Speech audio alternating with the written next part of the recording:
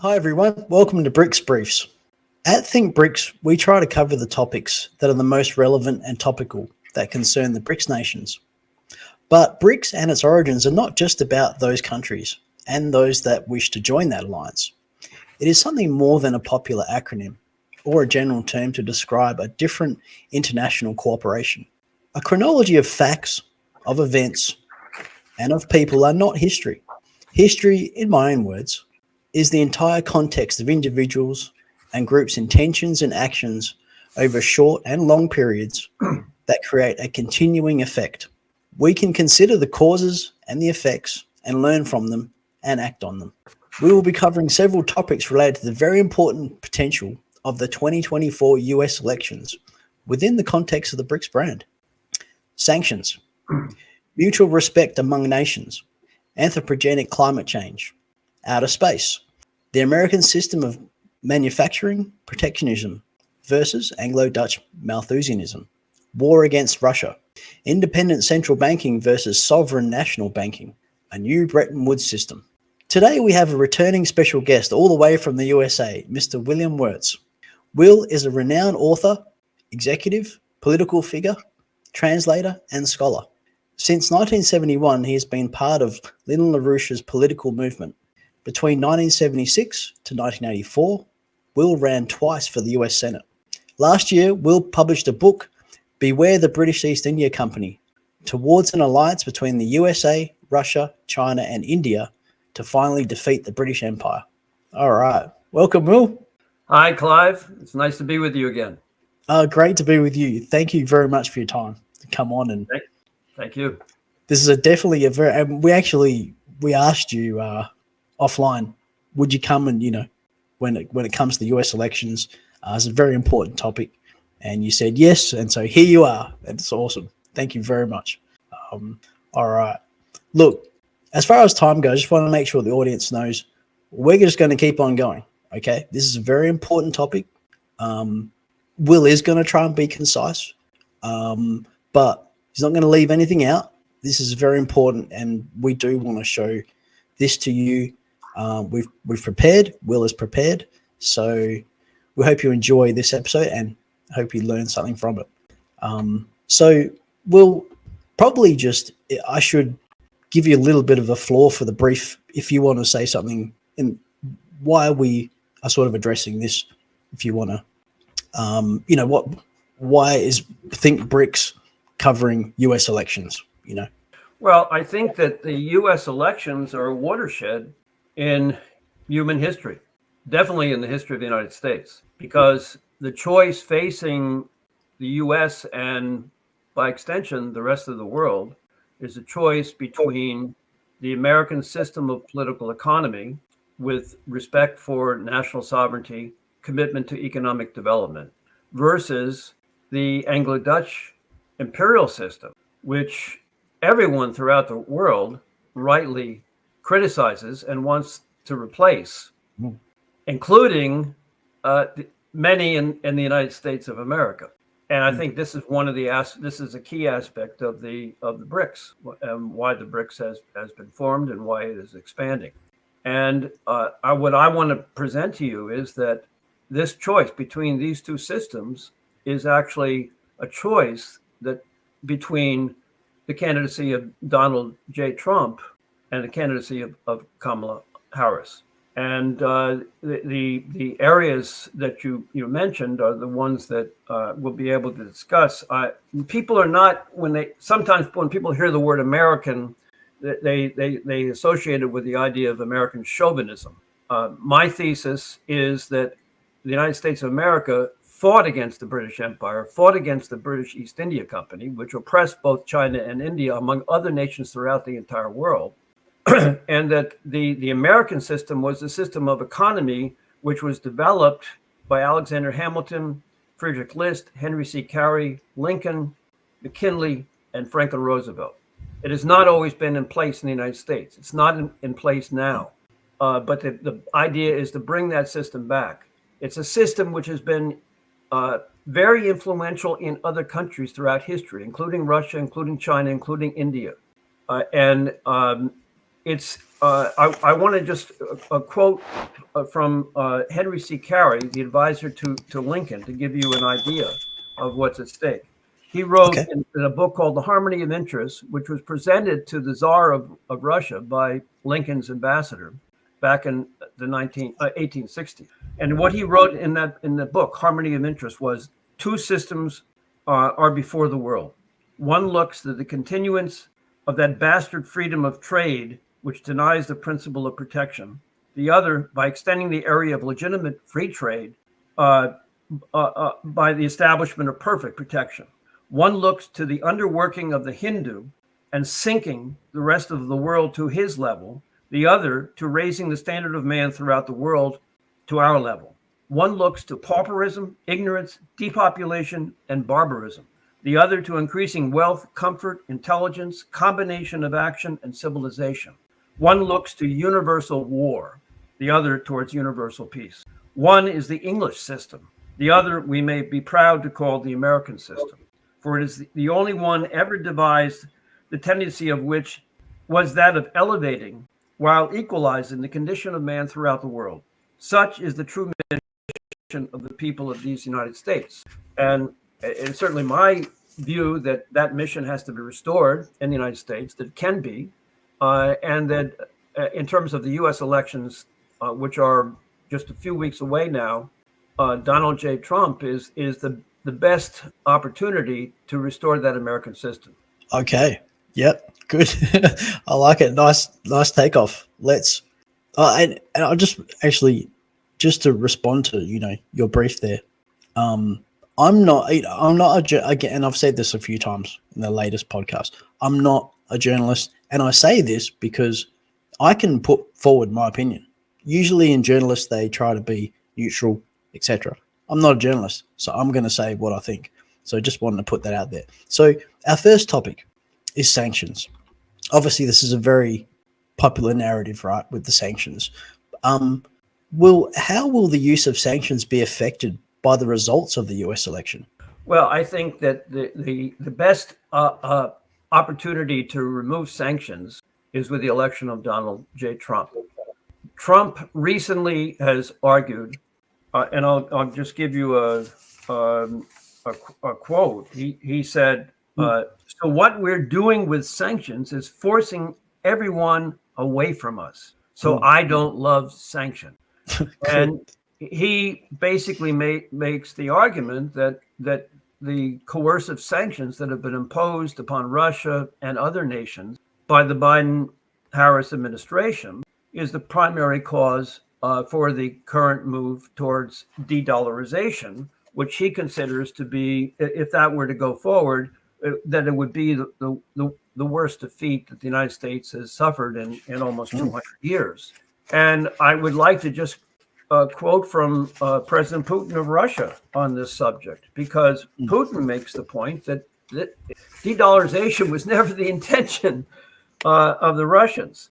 But this is something, what the moves towards de-dollarization is something that has been brought about by the actions of the United States. Now, throughout, when I refer to the United States, I'm also saying the United States under the influence of Britain. And what Putin said, as soon as the political leadership decided to use the U.S. dollar as a tool of political struggle, a blow was dealt to this American power. I would not like to use any strong language, but it is a stupid thing to do and a grave mistake. Look at what's going on in the world. Even the United States allies are now downsizing their dollar reserves. Seeing this, everyone starts looking for ways to protect themselves. He continues, we had no intention. It was the decision of the United States to restrict our transactions in U.S. dollars. I think it is complete foolishness from the point of view of the interests of the United States itself and its taxpayers, as it damages the U.S. economy, undermines the power of the United States across the world. So, in a very real sense, you can see that there is a basis for discussion between a President Trump and a President Putin on this subject, and that the first thing that Donald Trump would have to do if he wants to defend the dollar is to remove coercive sanctions, and he's given indications that he would do so. On the other hand, Kamala Harris's perspective would be to maintain the sanctions, and she, along with Biden, are thoroughly committed to what she calls the strategic defeat of Russia, even though those sanctions have been completely futile in terms of their Yes, stated objective of complete opposite. hurting Russia. Russia has actually developed its economy. The BRICS have expanded in their at least in their membership and their influence as a counterpole to this war policy of the Anglo-Dutch imperial system. And she would, as she recently said in an interview, I can't think of anything that I would do differently than Biden. So with her, there would be sanctions, and we'd have a continued devolution in the world. Well, okay, I can see why you're going for Trump then, because that's and I should say, I hope Trump goes forward with that, because in his last presidency, I noticed there was a dialogue between Xi Jinping, there was a dialogue between Putin. It wasn't overly cordial, but it was very diplomatic. It was very statesmanlike, and Trump's a bit of a showboater, and it was a bit of fun. It was a bit of for something quite actually fairly serious at the time, and there was a lot going on. Right, there was Russiagate, there was all sorts of stuff. So that's really good. Well, let me ask you then, because this sort of brings up this topic of the mutual respect among nations. Will real respect between nations be an effect of the results of the U.S. election? Again, if Trump wins, I believe so. As you just referenced, Trump has always said that it's a good thing to have good relations with Russia and China. Mm. He and also look at what he did with North Korea. He wasn't able to come to a final agreement with North Korea, but the fact of the matter is, even though initially there was a lot of rhetoric between Trump and the head of North Korea, nonetheless, Trump met with him and was the first U.S. president to step into North Korea. Yeah, that was quite a moment. Yeah, and so I think that's just an indication of what the potential is. Now, also, let me just read from a speech that Trump gave at the General Assembly of the United Nations back in 2017 on national sovereignty, which I think is quite good. He said, "To overcome the perils of the present and to achieve the promise of the future, we must begin with the wisdom of the past. Our success depends on a coalition of strong and independent nations that embrace their sovereignty to promote security, prosperity, and peace for themselves and for the world. We do not expect diverse countries to share the same cultures, traditions, or even systems of government, but we do expect all nations to uphold these two core sovereign duties, to respect the interests of their own people and the rights of every other sovereign nation.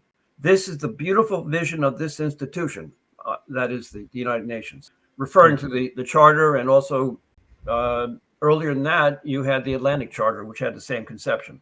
"And this is the foundation for cooperation and success. Strong sovereign nations let diverse countries with different values, different cultures, and different dreams not just coexist, but work side by side on the basis of mutual respect." That sounds good. Definitely. I would say I remember North Korea at that time, when a little bit after, obviously, Trump met with Kim Jong-un. But at the time, and for quite a while, North Korea was firing up. It was every couple of weeks they were firing a ballistic, an ICBM over Japan constantly. There's a long history with Japan with and it was like, this is really unacceptable. And Trump, I remember him on Twitter at the time, was saying, "Look, this needs to stop." And everyone was saying, "This needs to stop." And Trump responded to that, and he started to, which was really good. And he at least opened a dialogue. He went to see him, and you could see on Kim's face at the time, he was like, "Wow, is he really gonna?" Even as they were walking to get towards each other at that line, the border, you could see on Kim's face, "Is he really gonna come and meet me?" It was really unusual. But you could see from his face, he was smiling. Yeah, absolutely. Yeah. It would be great to see that sort of statesmanship again, which I do not see from Kamala. That sort of, the intention, obviously, as you've said and we've seen, but you do not. I can't even imagine that sort of statesmanship. No, At all. the Biden-Harris administration won't even talk to Biden or Kamala won't even talk to Putin. If you're going to have peace, you have to talk with your counterpart, and the same in terms of North Korea. And the fact that an agreement with North Korea was not reached at that time is not really decisive. The issue is the intent, and I think that the BRICS formation right now creates a greater opportunity because it can function as a political pole to help bring about a more permanent solution to crises that are plaguing the world in various locations.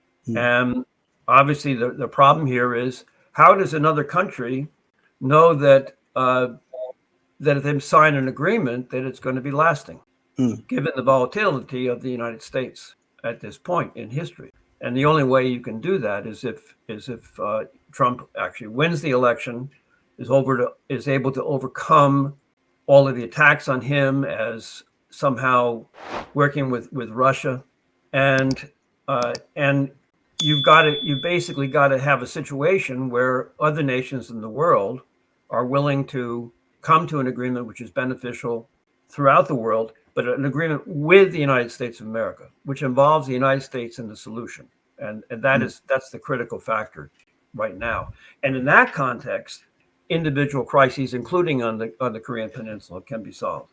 And and I'm sort of making a point on this particular with the Koreans as well, North Korea, because it is a big issue. We see the troops are in Russia defending the Kursk region, so it is it's quite topical. And I'll just note, and Will hasn't said that, but North Korea had justifiable reasons for why they were being aggressive.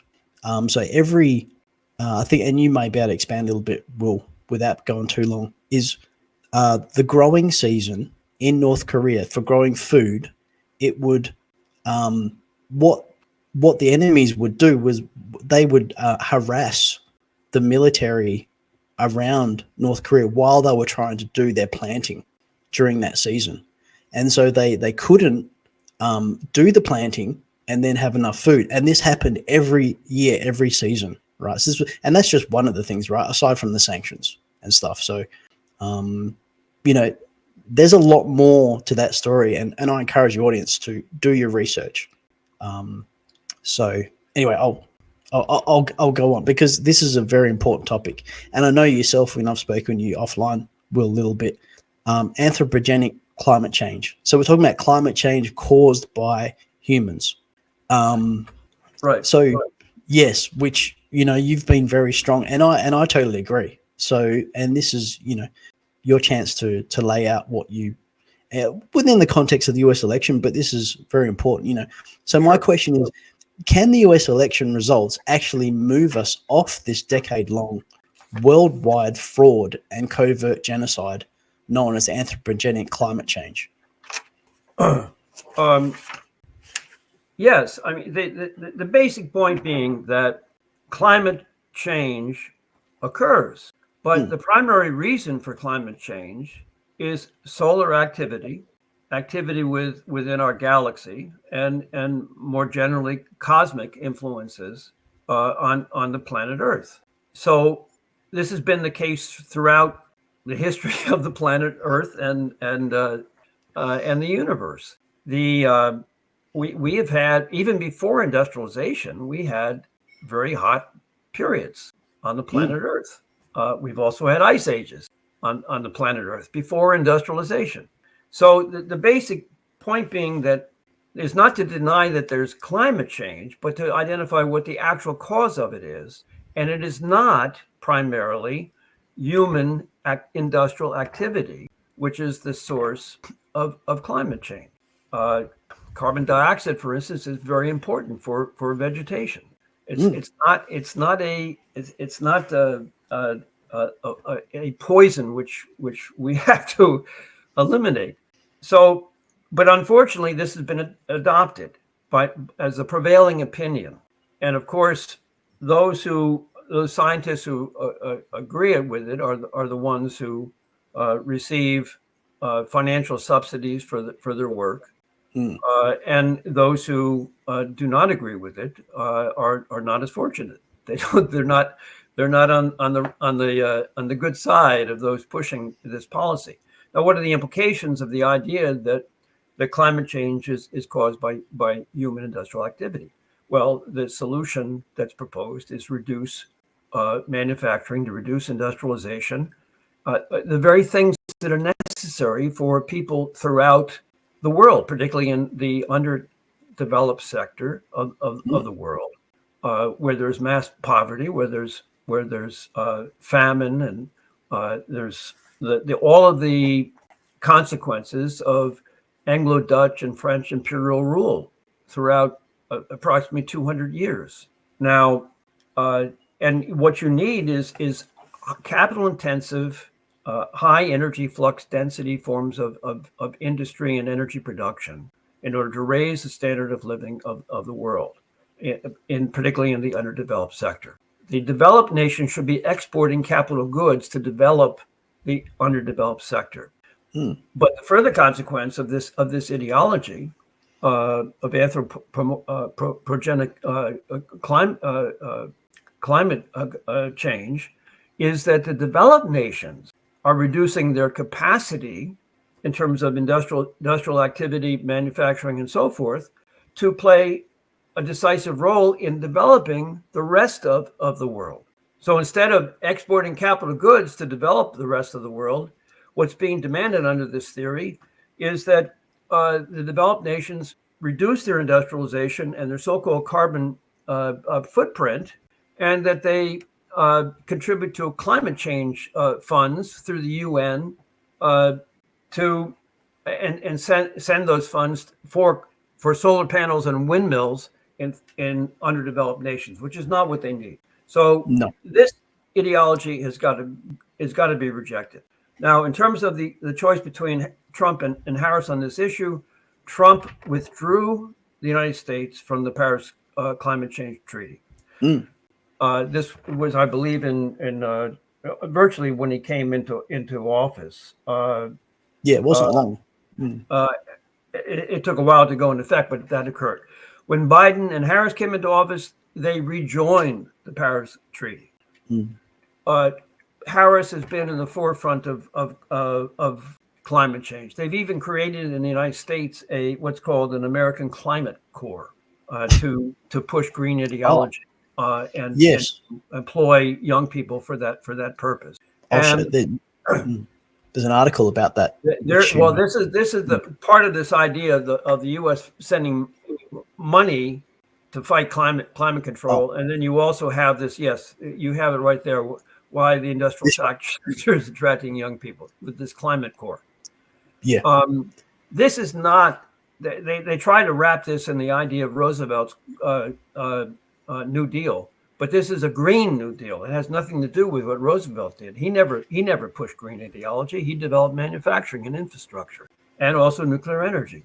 So this is the issue here. Trump has stated that he will again withdraw from the Paris Treaty, and this is one of the weaknesses of the BRICS. Maybe one of its biggest weaknesses, that they've adopted this green ideology, and the New Development Bank, for instance, is putting a big effort on investing in green renewable technologies, which are inadequate for an industrial society, which is what our objective should be. No, definitely, yeah. And we're sort of seeing, because obviously we're looking at BRICS pretty consistently on the channel, and we're seeing that it's lip service, but it's very consistent. Egypt, Ethiopia, the UAE, Iran, not so much. Interestingly, doesn't Russia, not so much. But they all still tout that line, right? Windmills, solar panels, going green, But I have a feeling, I don't know, but I have a feeling that it's just lip service. But it's not encouraging if they just keep saying this stuff, right? When we know what it is. There's 30,000 scientists where they have actually signed. I mean, 30,000, they're not all scientists, sorry, but they've said, this is a fraud. So, when they say consensus, right? And we shouldn't really be debating this point, because I think it's quite clear if you look at the many, many debates and investigations that have been done by, Promethean Action, by Executive Intelligence Review, by the Schiller Institute, there's so many, right, that have debunked this again and again. We see the historical articles of Prince Philip and, where it was in the 70s, it was, I think it was the climate was cooling, right? There was an ice age, and then about 2 decades later, it was the climate's getting hotter, right? That's where I went through when I was young, and then now it's climate change, and then the water's boiling, right? It's just a fantasy, and I would say to the audience, if you are still eating this, you really need to just step back and consider about the future, about the children. Okay, that's what I would say.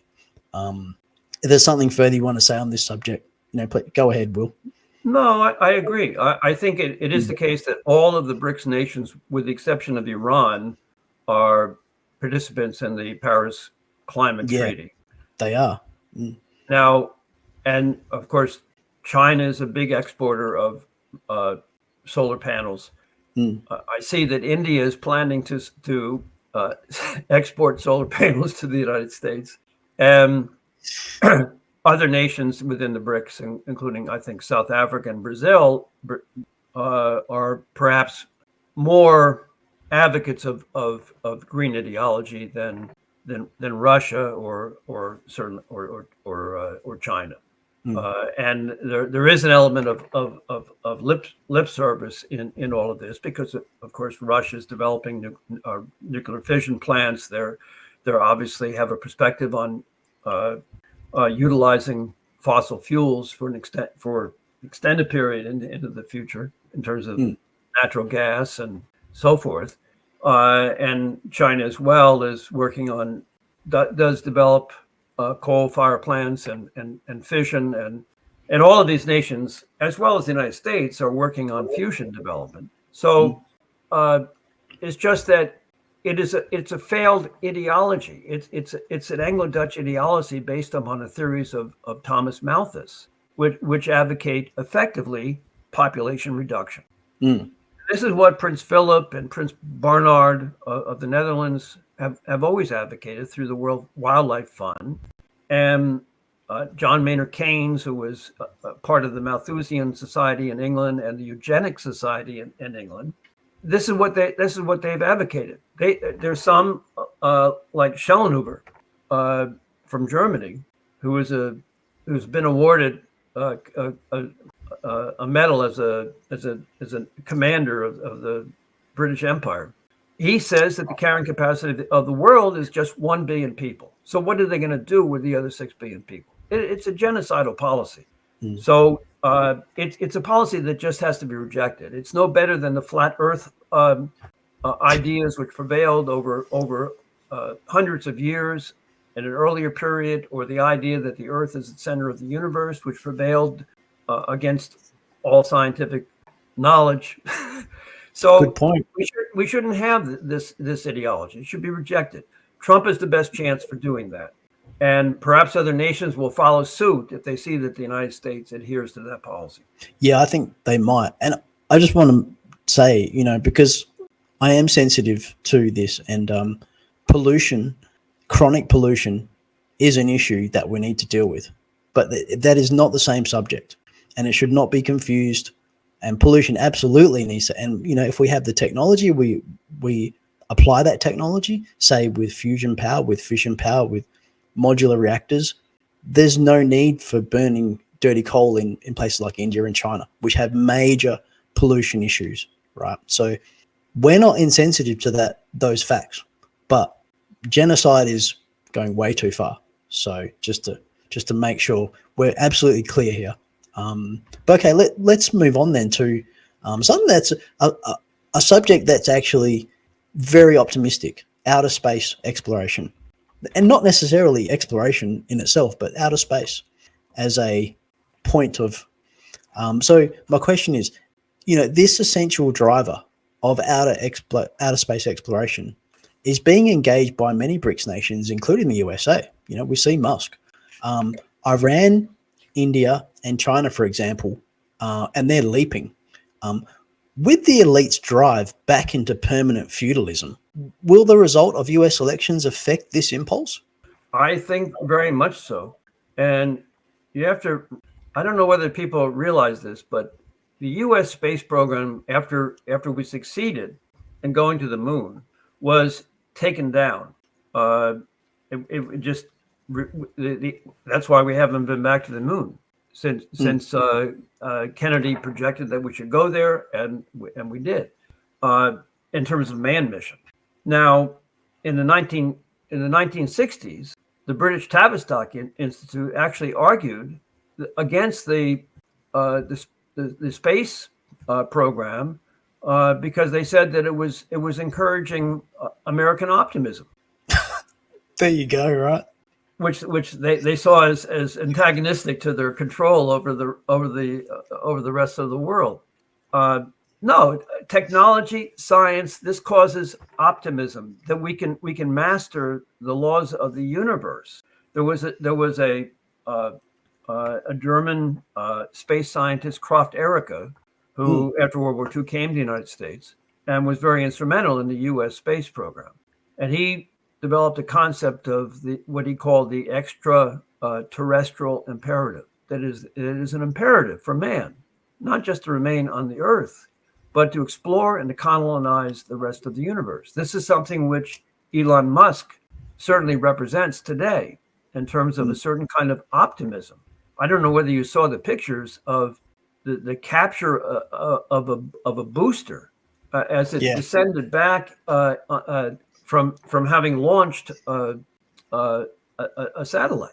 This was a really incredible thing to see, particularly when you know that in the past the boosters would be jettisoned and would go into the ocean and they were lost forever. This is just an indication of what can actually be done.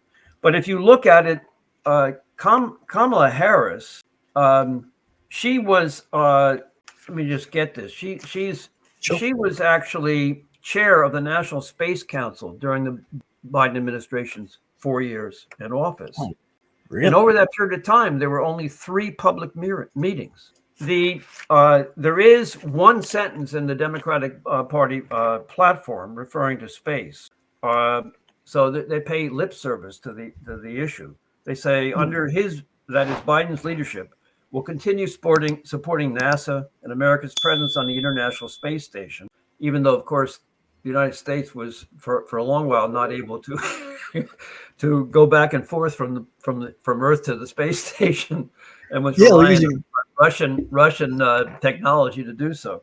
Yeah, and he said, and working to send Americans back to the moon and to Mars, but they don't really have a coherent, an aggressive policy for actually doing that. The Republican Party platform, on the other hand, which was approved in July, says under Republican leadership, the United States will create a robust manufacturing industry in near Earth orbit, send American astronauts back to the moon and onward to Mars, and enhance partnerships with the rapidly expanding commercial space sector to revolutionize our ability to access, live in, and develop assets in space. So the next topic is independent central banking versus sovereign national banking. And I'll just note before I ask you the question, Neil, I constantly hear the most educated people in finance and, monetarism, but they call a central bank, the current central banks that we have, national banks, right? They don't see there's any distinction between what is traditionally the national bank, which we're both very familiar with, maybe the audience is not so much, and the current central banks.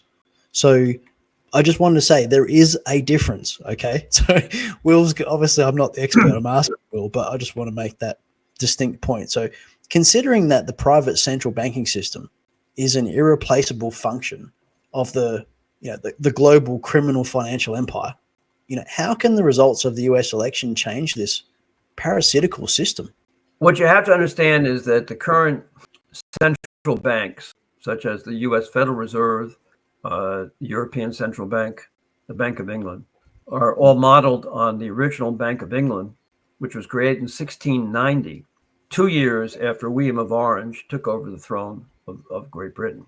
And the United States did not have central banking until 1913. Prior to that, the United States had a first national bank that was created by Alexander Hamilton. Hamilton had written four reports to the Congress. Two of them were on the national bank. One was on how it would function. The other one was on the constitutionality of a national bank. And the national bank was designed to issue loans, low interest credit to foster manufacturing and infrastructure development. And the first national bank, it was chartered for 20 years. And then there was a second national bank chartered for another 20 years.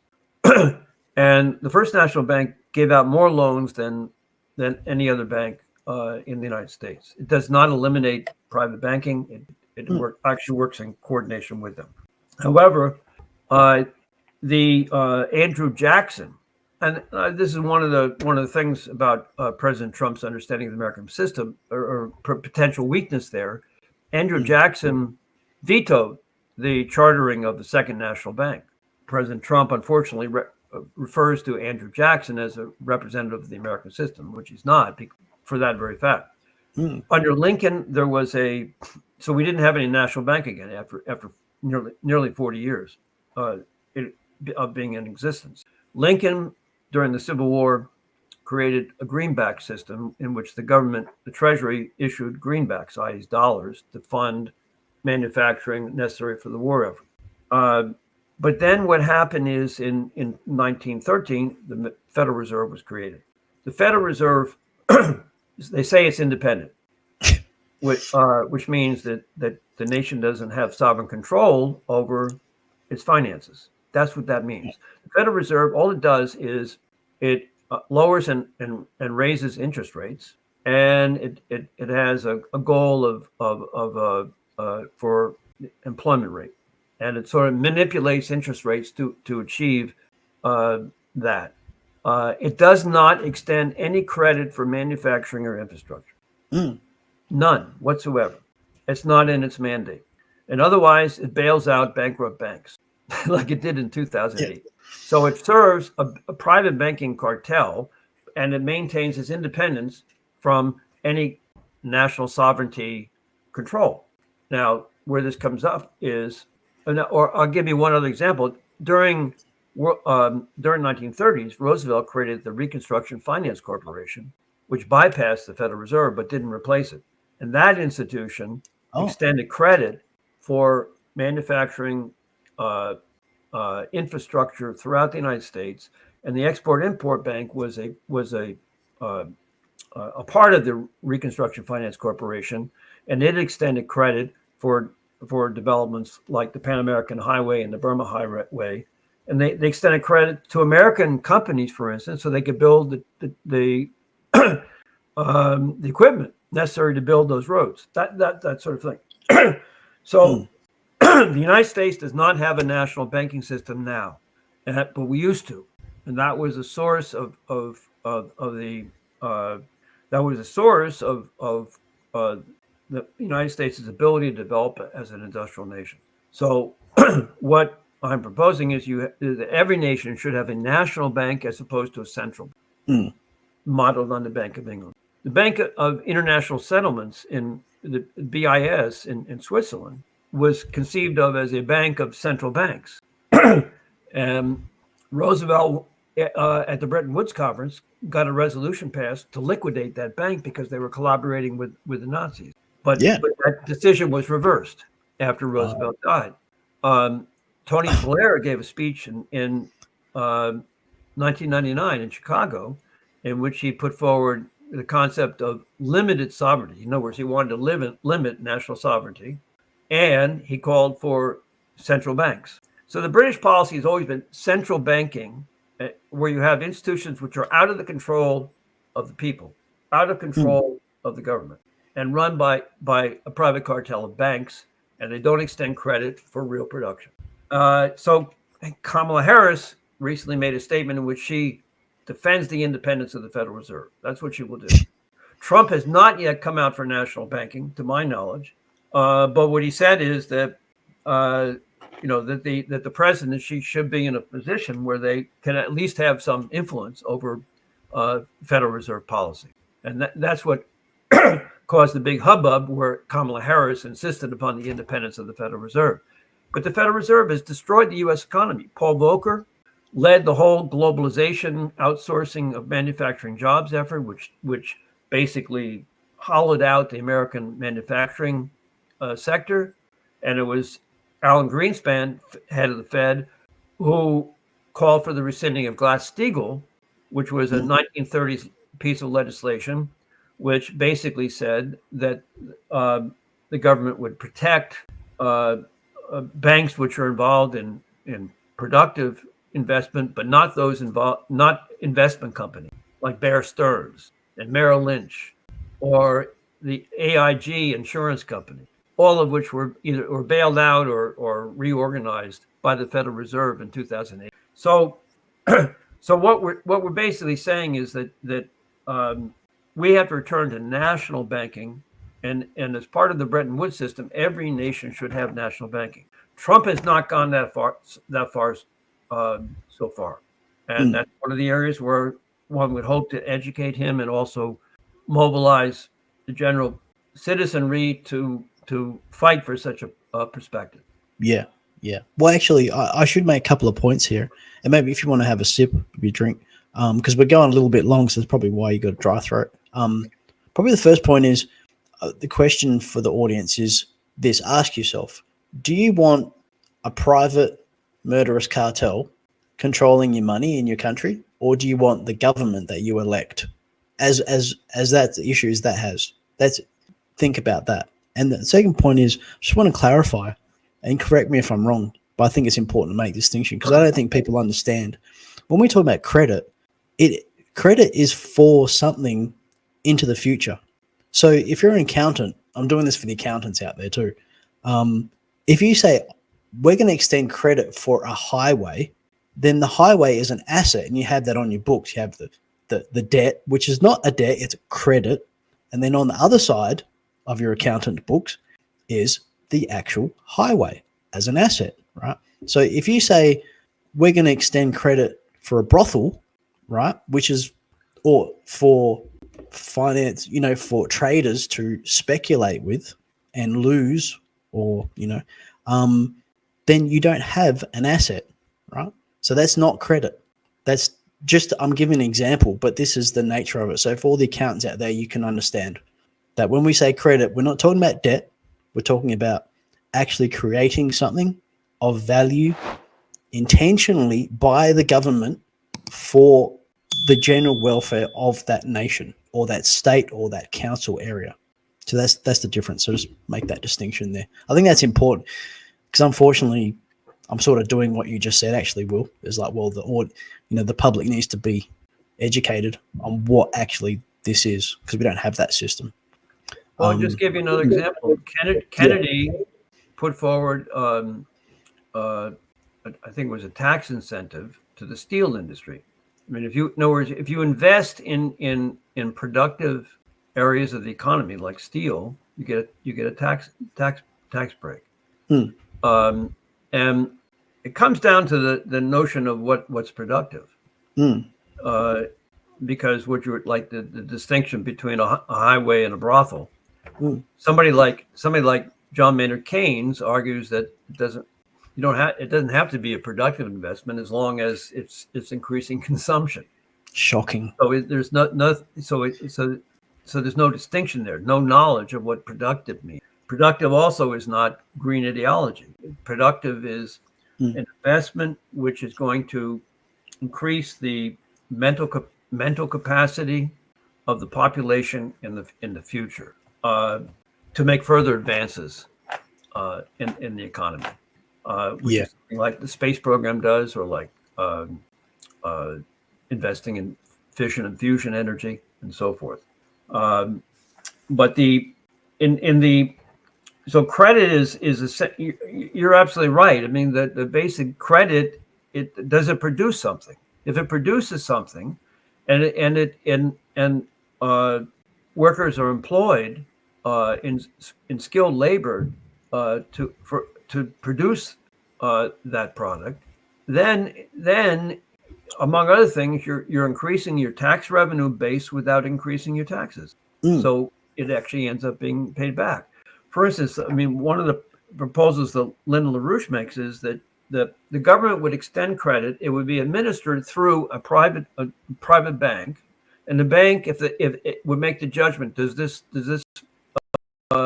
investment or this loan that's being applied for, does that meet the criteria that the government has set in terms of a productive investment? And if it thinks that's the case, then what it does, it will put up a share of its own resources along with the credit advanced by the government to make the payment. Now that is then a loan which has to be repaid. So you're getting it repaid on the one hand, and it's at low interest. So that's the other thing. So you get interest and it's repaid, and you're increasing the tax revenue base by employing people in skilled areas of the economy at higher wages. So it's Right, productive assets. it's No, a that's productive important. asset that you've got, Yeah. and also productive labor that you're producing. Yeah. So it will actually generate.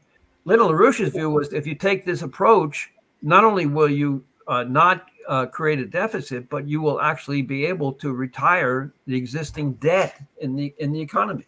We need that. And that combined with what Trump has said about tariffs, because tariffs can also be used to retire the debt that you have. So this system is quite the contrary to what we experience in most places throughout the world right now.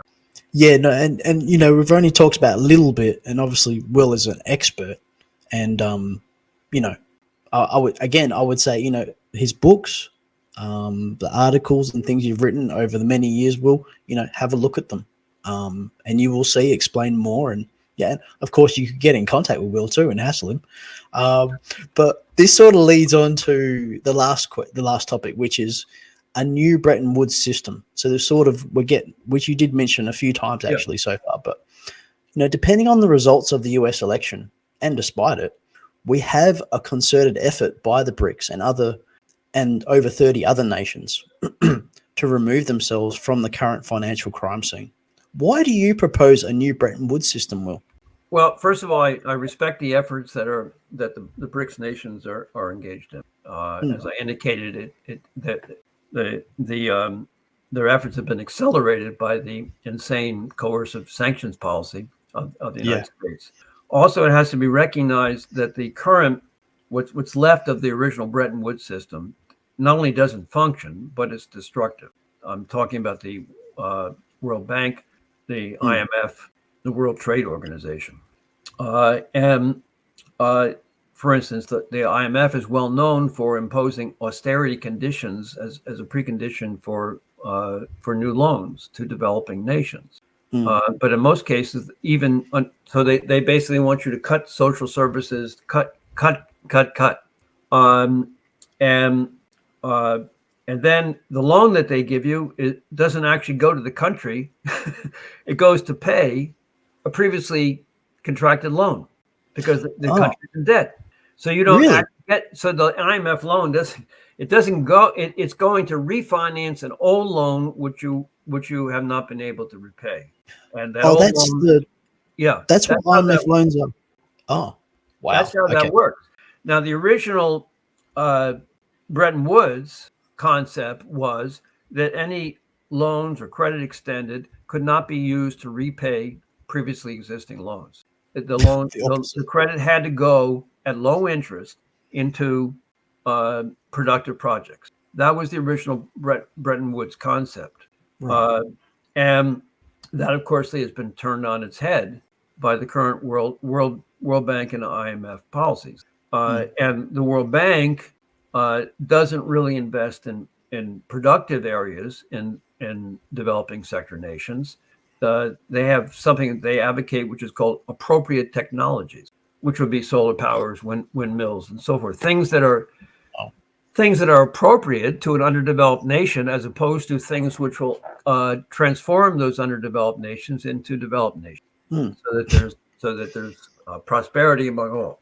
So the reason there should be a Bretton Woods is that, first of all, the BRICS nations are moving in the direction of transactions in national currencies, and that's been forced upon them, and there's absolutely nothing wrong with that.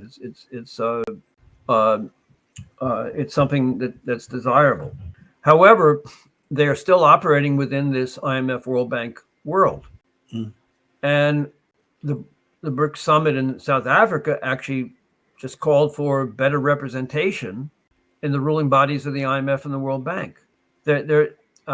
So what I'm saying, and it's this system, the old Bretton Woods system, which has to be replaced as a whole. And as I said earlier, in a multipolar world, if one of the poles, which still remains, is this Anglo-Dutch imperial system and the World Bank and IMF, then you haven't really accomplished what you should be setting out to accomplish, which is to eliminate that system and go back to the principles of Roosevelt and create a new Bretton Woods system involving the United States, but it involves a transformed United States, a United States which is committed to the American system, and offers to collaborate with other nations based upon that same American system of political economy.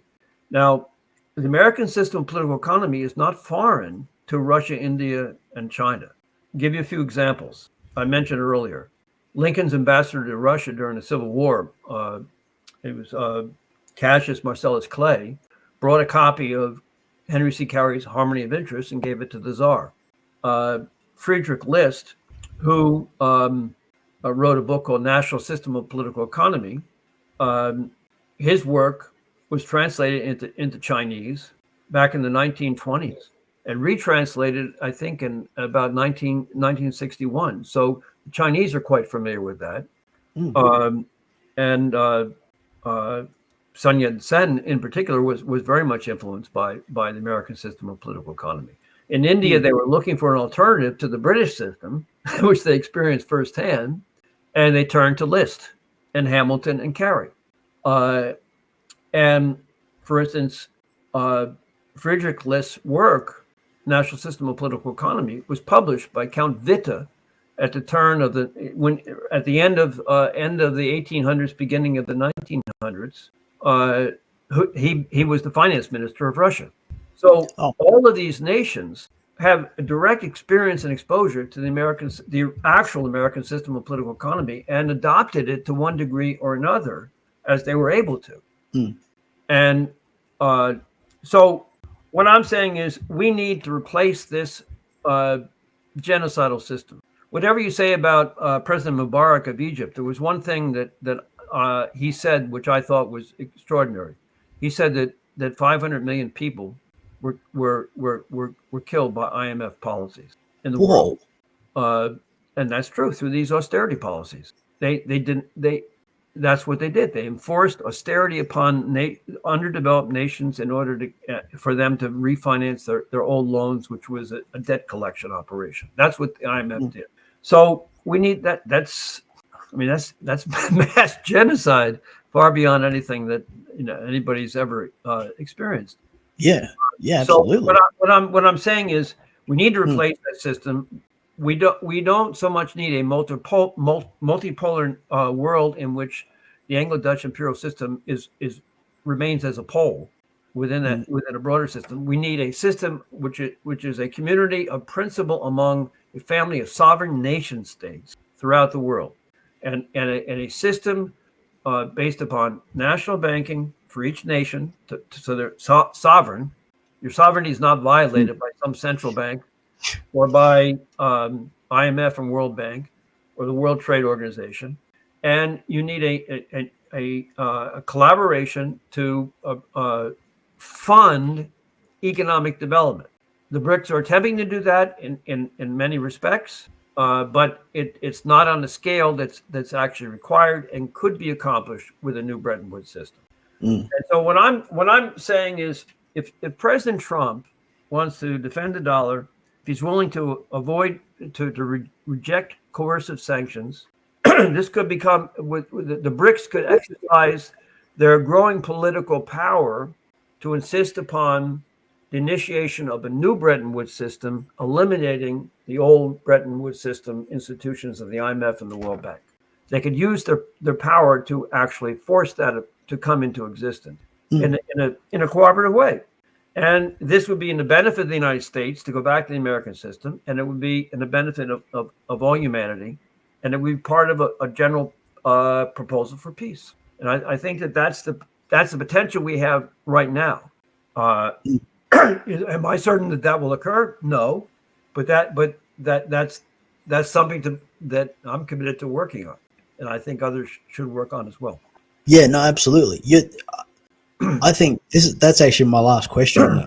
We're going to end off now, but I think what you've elaborated, for me, participating in this discussion with you is fairly clear, but I do have a fair amount of background there, and hopefully the audience, because I think Will is actually, you've gone through this quite well, and we've covered pretty much everything that we were planning to cover, Yes. In the context of the US election.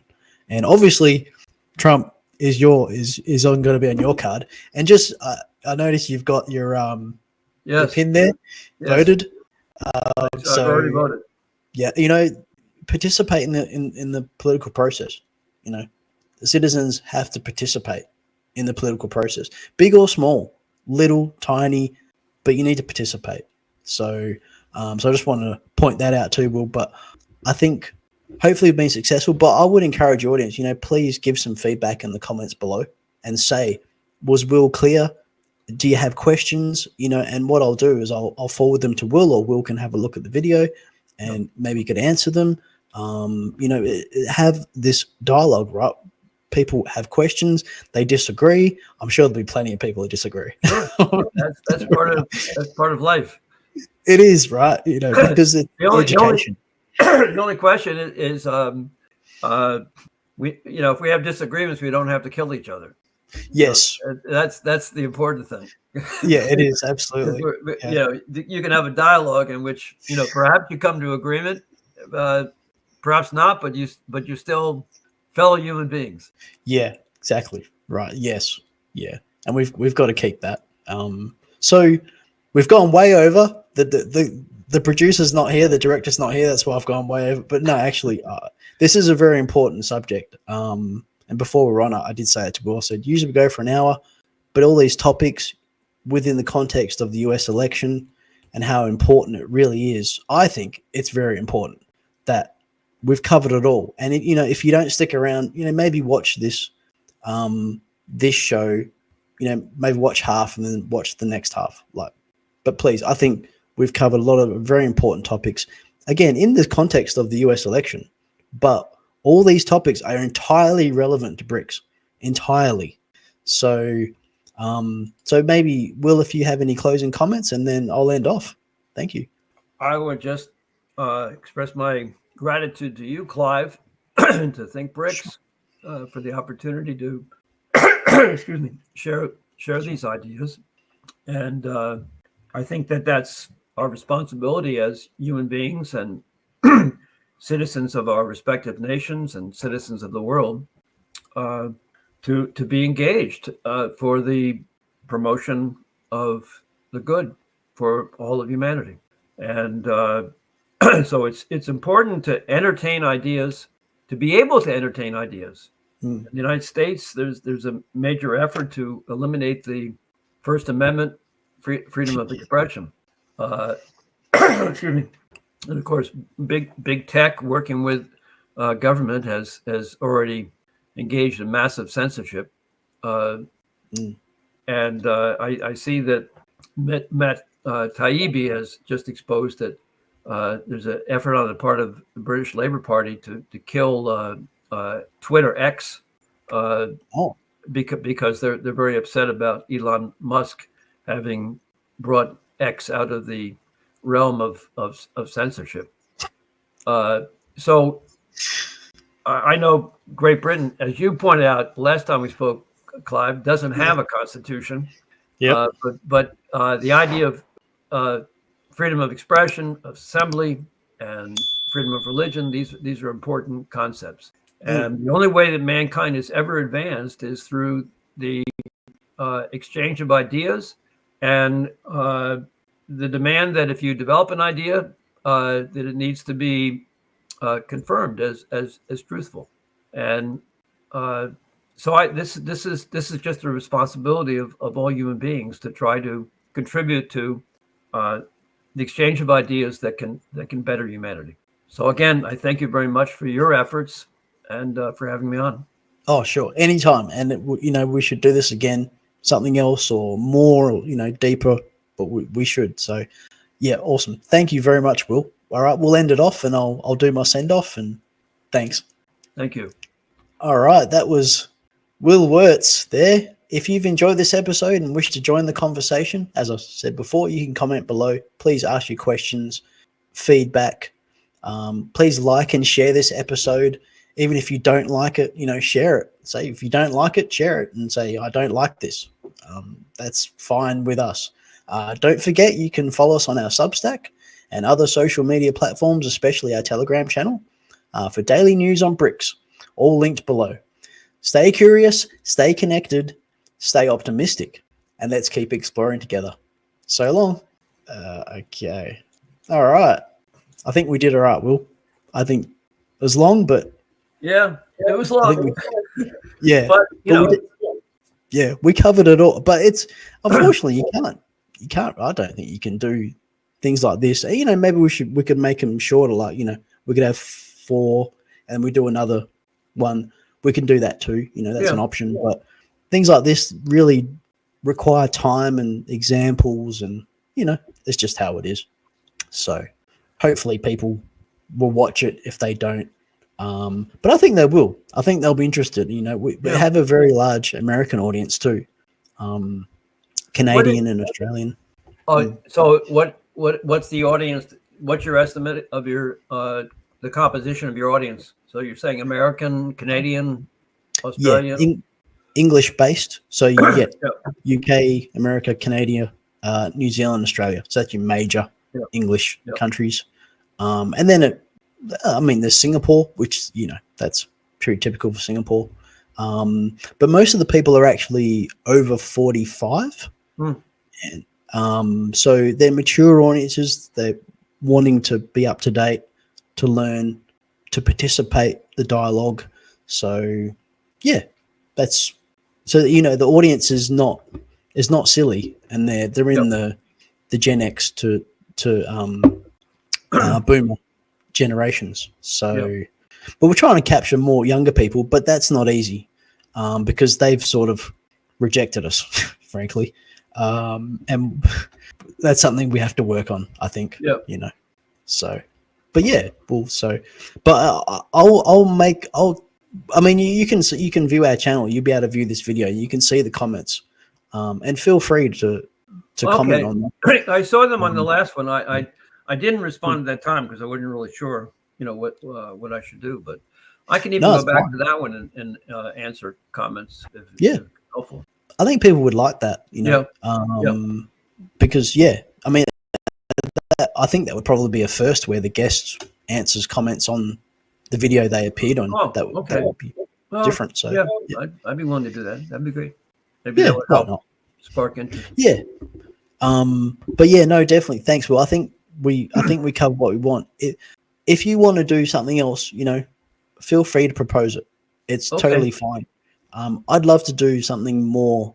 I do want to do some more evergreen topics, not just current topics. Generally, this is what I wanted to say to you too, so I can talk to you, but I do have to go to bed soon. But we, within the BRICS, it's a brand sort of thing, but some of the principles, generally the principles of BRICS, are what we still cover on the channel. Obviously, we cover the current BRICS stuff going on, Kazan, all that stuff. But we do want to spread out to, and we are going to, two different types, like education, like actual education.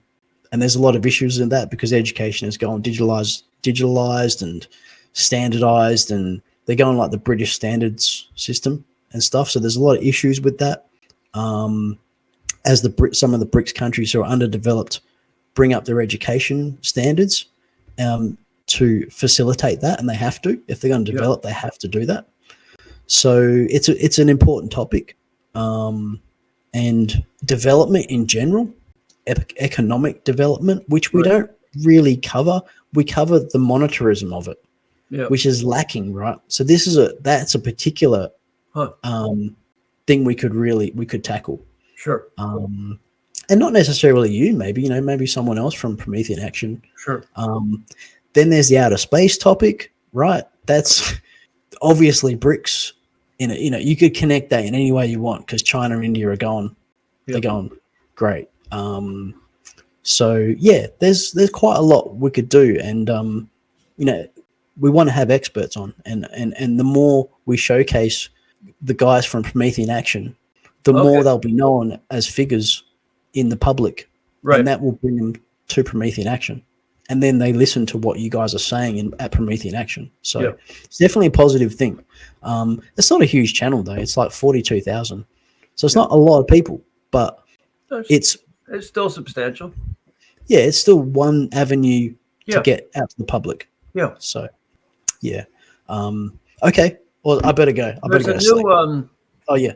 The Promethean Action produced a new pamphlet on the American system. I think it was written by Ben Dennison and Bob Ingram.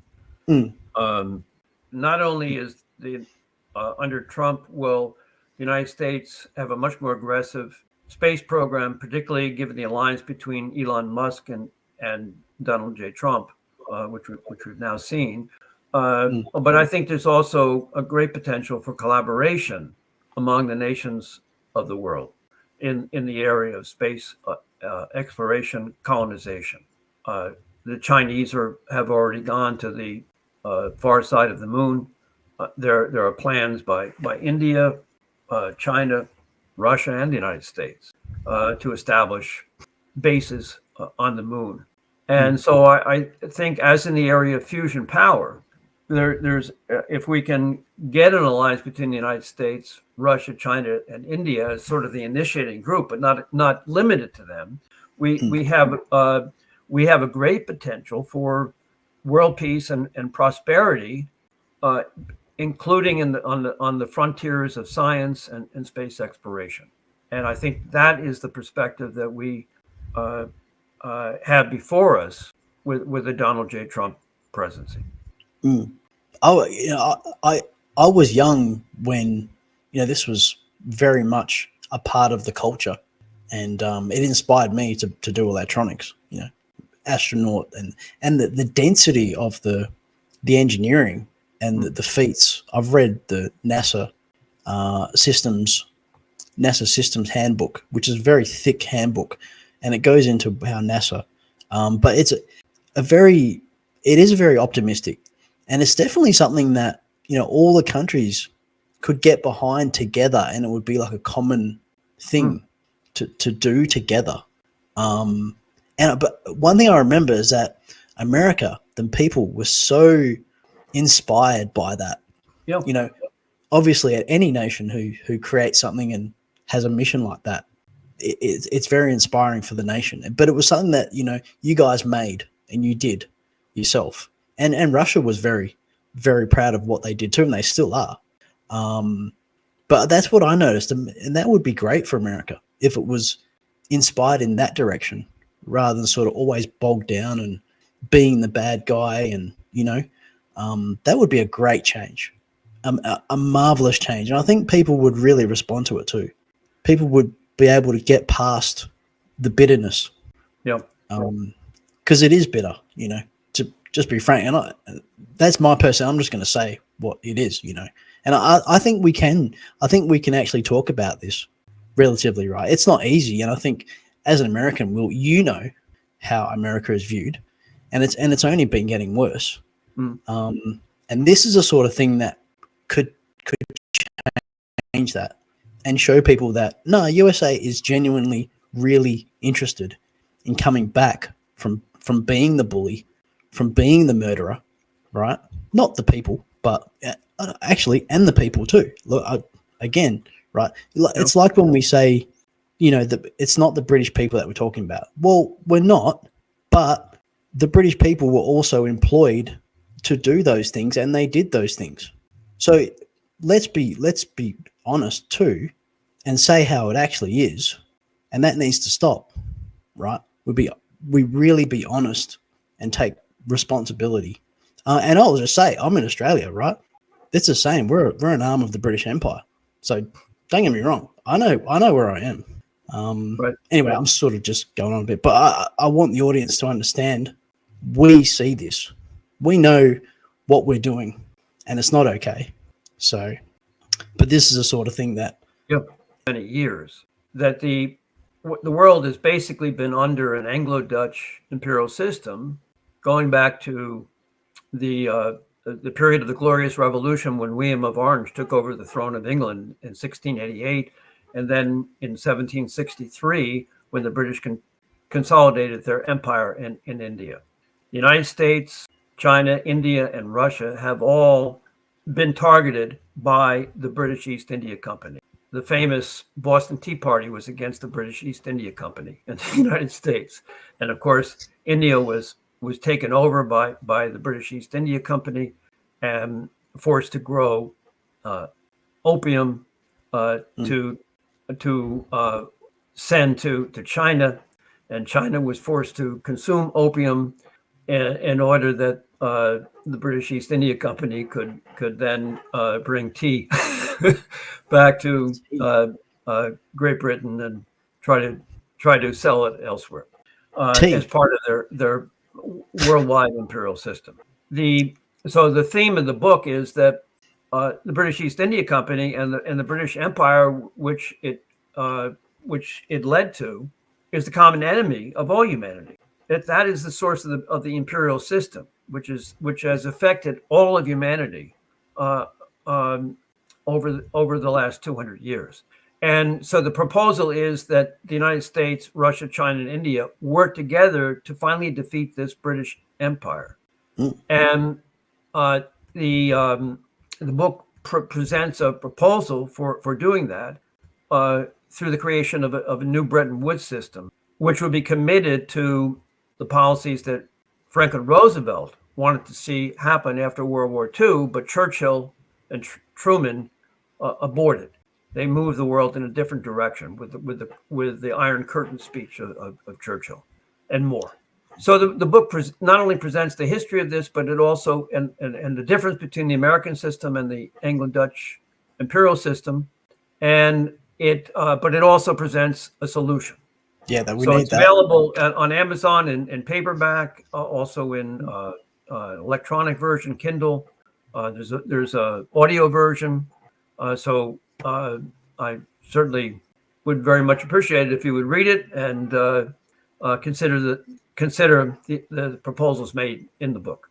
Yeah, absolutely. Well, and we need that. I think I know this book was you published this a while earlier. But this is going again to, why are we interviewing Will Wertz from USA about the USA election? Well, look, Will wrote this book. And what year did you write this, Will? Well, this was in 2019. And what it does is it puts forward a number of writings by Lyndon LaRouche on this proposal which he made, that you have to have a four-power solution if you're going to have a durable solution in the world. And a speech that I gave functions as the forward to the book. It also includes an article by Tanu, another associate of Lyndon LaRouche, who's Indian, on U.S. Indian relations historically, and by William Jones on U.S. China relations historically. So Oh, it's but the primary thing about the book is that it has extensive writings by Lyndon LaRouche on this four-power agreement, and his insistence was that you cannot have a solution to the world crisis which excludes the United States, mm, and that's the reason why uh, I emphasize that the BRICS are essentially a defensive reaction to the Anglo-Dutch policies, which the United States, among as well as Britain, have been carrying out, including the sanctions policies. But it's not limited to that. The IMF and the World Bank, which are the leftovers of the old Bretton Woods system as it was hijacked by Churchill and the British, is a disaster for the world. It commits genocide. It doesn't extend credit for economic development. This mm, was what gives rise to the BRICS countries today. But the proposal here, the problem with the BRICS is that it doesn't get rid of that system. A mm. multipolar system means that this Anglo-Dutch system will be one of the poles. It'll still remain. And so the idea here is to create a new Bretton Woods system based on Roosevelt's original ideas, and that this, which includes low interest credit for economic, productive development projects, and this is but it involves the United States and Russia, China, and India as the initiating nations, but all of the other nations, including all of the BRICS nations, would be part of this one system, and that's the basic idea behind this book. That's really good information. I mean, if you really want to know what's going on, this is a book to get. And yes, I do recommend it. And just I wanted to show the audience too. You know, you've written quite a few books. Um, so just to show people, and these are amazing books. Like, I mean, I really encourage the audience to have a look. Um, okay, all right. Let Okay, me thank go you. on. Oh yeah, no, sure. No, thank you, Will. I mean, unless people actually, document this stuff and in different formats, like we're doing a video today and you're talking, it doesn't go out to the public. And we've even got issues with that. They're bringing in censorship laws where it's criminalizing free speech. So yeah, we've got to. But look, normally we try to keep these episodes under an hour, but we're just going to keep going. Okay, so but if you could be concise, as much as possible Okay. without, losing the intention. So, because the next few topics, as I laid out at the beginning, are just as important as the first few topics that we've covered already. So, the American system of manufacturing protectionism versus Anglo-Dutch Malthusianism. So that's the topic. So the BRICS nations are continually asserting this tradition of the American system, albeit in their own unique cultural form, whether knowingly or unknowingly. Will the results of the US election see the US come back to its founding form and traditions? That is what I certainly hope.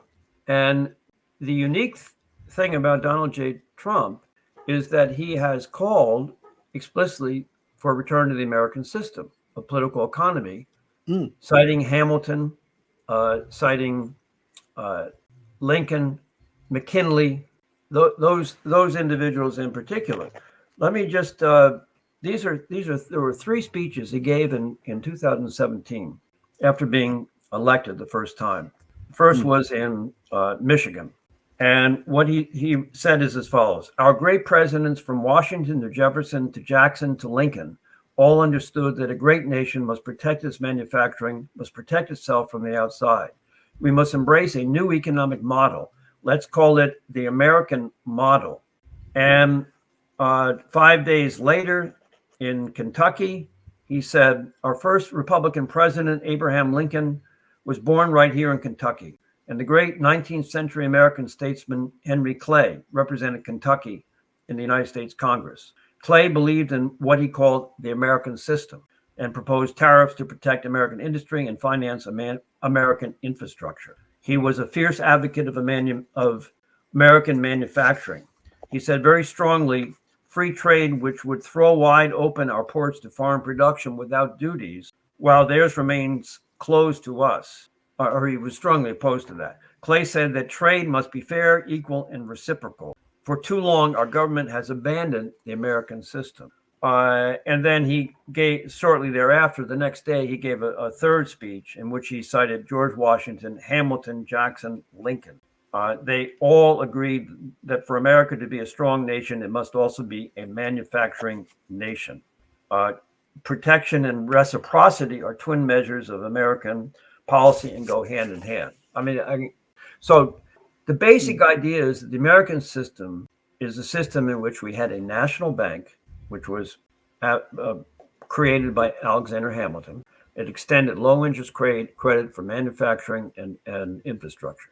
We had protectionism because the British policy was to dump manufactured goods on the shores of the newly created United States at low prices below what it would cost for American manufacturing to produce the same product. So it prevented manufacturing from developing. So the American system was based on protectionism. So any idea of free trade was a notion of fair and reciprocal free trade, as opposed to this kind of dumping policy. And of course, in the United States, through outsourcing of manufacturing jobs to other nations, including China, the U.S. manufacturing capability was devastated. Now, this is not the cause of this was not China. This was an Anglo-Dutch policy. And one of the people most responsible for it was Paul Volcker, head of the U.S. Federal Reserve, who called for the controlled disintegration of the U.S. economy and had 20% interest rates at the Federal Reserve, which basically eliminated industrial growth. So the point here that I'm making is that Trump is for the American system and Kamala Harris is not. Her father wrote a book, which I'll just give you a couple of quotes from it. It was dedicated to Kamala Harris and her sister. The book is called Capital Accumulation and Income Distribution. And he's opposed to the American system, as is his daughter. He writes, the basic reference point for the discussion is the system of ideas developed by the English classical economists and by Marx. This is a necessary point of departure, since it is in these ideas, and especially in the work of Marx, that some of the main conceptual foundations for theoretical analysis of accumulation and distribution in the capitalist economy were laid. And by English classical economists, he says chiefly Adam Smith, Malthus, and Ricardo. And there's not a single mention of the American system in his book, not a single mention of Hamilton, of Friedrich List, of Henry C. Carey, Lincoln, McKinley. So his whole approach is that of the British system, the English classical economist, and Karl Marx. And of course, Karl Marx also rejected the American system. And it's no accident that Karl Marx spent the majority of his life in Great Britain, where he wrote Das Kapital and so forth. So the point that I'm making is that this is the policy of the English system is the policy of Harris. The American system is the policy of President Trump. Is Trump's understanding of the American system perfect? No, but he wants to make the United States a manufacturing superpower once again. He wants to use American system protectionism once again. And protectionism is different than sanctions. Sanctions are political coercive measures meant to punish other nations, and instead of acting in a manner in which you respect them despite different systems, cultures, and traditions. Tariffs are meant to protect the economy and the workforce of your own country, and do not exclude. You can have tariffs and at the same time cooperate with other countries. For instance, Roosevelt, the Export-Import Bank, extended credit to build the Pan American Highway from Alaska to Chile, and it extended credit to build the Burma Road from Burma into China during World War II. Over 700 miles of highway. So the United States can engage in cooperative efforts in development of other countries, even as it has protectionism. and other nations can and should engage in protectionism as well, so that they develop their actual industry and the mental powers of their workforce. And that's what I think we can expect from Donald Trump. Right, that sounds good. That sounds sane. That sounds logical and rational and within the national interest. So, yeah. Okay. Okay. So our next topic is war against Russia. Obviously, this is a major issue, right? We're seeing over 500,000 Ukrainian soldiers alone, right, have been totally unavoidable. Anyway, can the results of the US election change the intentional and despicable drive to a direct war with Russia? Yes, I think so. And it's not mine just imagining it. President Trump has repeatedly said that the policies of the Biden-Harris administration are leading the world to World War III. They are. And we see that there were no wars. People may not like President Trump, and they may think that he's belligerent, primarily, as it turns out, in defending U.S. interests. But in his time in office, there were no new wars, none whatsoever. We didn't have a war in the Middle East. We didn't have a war in Ukraine. It's very clear that he's committed to bringing about world peace and preventing World War III. He has not specifically indicated how he's going to do that, but I think that the fact that he intends to do that is going to create the conditions under which perhaps larger, grander agreements can emerge. And on the other hand, let's look at we can look at the Biden administration, but let's also just look directly at Kamala Harris. She is endorsed by Dick Cheney, who obviously was one of the people, the neoconservative, most responsible for the war in Iraq, which was based upon a lie of weapons of mass destruction. Kamala Harris goes around saying, "Oh, I'm endorsed by a lot of Republicans and people in national security field," in order to try to say that they don't trust Donald Trump and that she's trustworthy. Well, who are some of these people? One of the people that has endorsed her is Victoria Nuland. Oh, God. Who was the architect. Well, I don't know whether she was the full architect, but she was the implementer, the enforcer on the Maidan of the unconstitutional coup in 2014 in Ukraine, which has led us to this war, which is so devastating. She is also endorsed by, Jim Clapper, former director of national intelligence, and by John Brennan, former director of the Central Intelligence Agency in the United States. Remember, it was John Brennan who used to meet once a week with Obama in order to plot out drone assassinations. And as it turned out, they actually killed some American citizens. I think 2 in particular. But the point was that this is John Brennan and Clapper. These are the 2 same people who were involved in the Russia hoax against and backing the Steele dossier against President Trump when he was running for office in 2016. They also signed. They were both members of the 51 intelligence agents who said that Hunter Biden's laptop was Russian disinformation. So they lied, right? So this is who she's endorsed by: John Brennan, Jim Clapper, Victoria Nuland, Dick Cheney. So do you think you can get world peace from that combination? I don't think so. No. So I leave it at that. Yeah, no, I think it's important that I bring this up because not to ambush you, Will, but I think it's important. I'd be amiss if I didn't bring this up. When Trump was president, and correct me, right, because this may be fake news and I'm just repeating the fake news, right, because that's happening a lot on the left and the right. But Trump ordered the assassination of the Iranian, I think it was a general, Soleimani, right? Now, obviously, a war didn't come from that, but the current situation with Iran and Israel is that Russia has, I think it's sort of known, but obviously, if you have some intelligence, let us know here. But I'd be amiss if I didn't bring this up, right?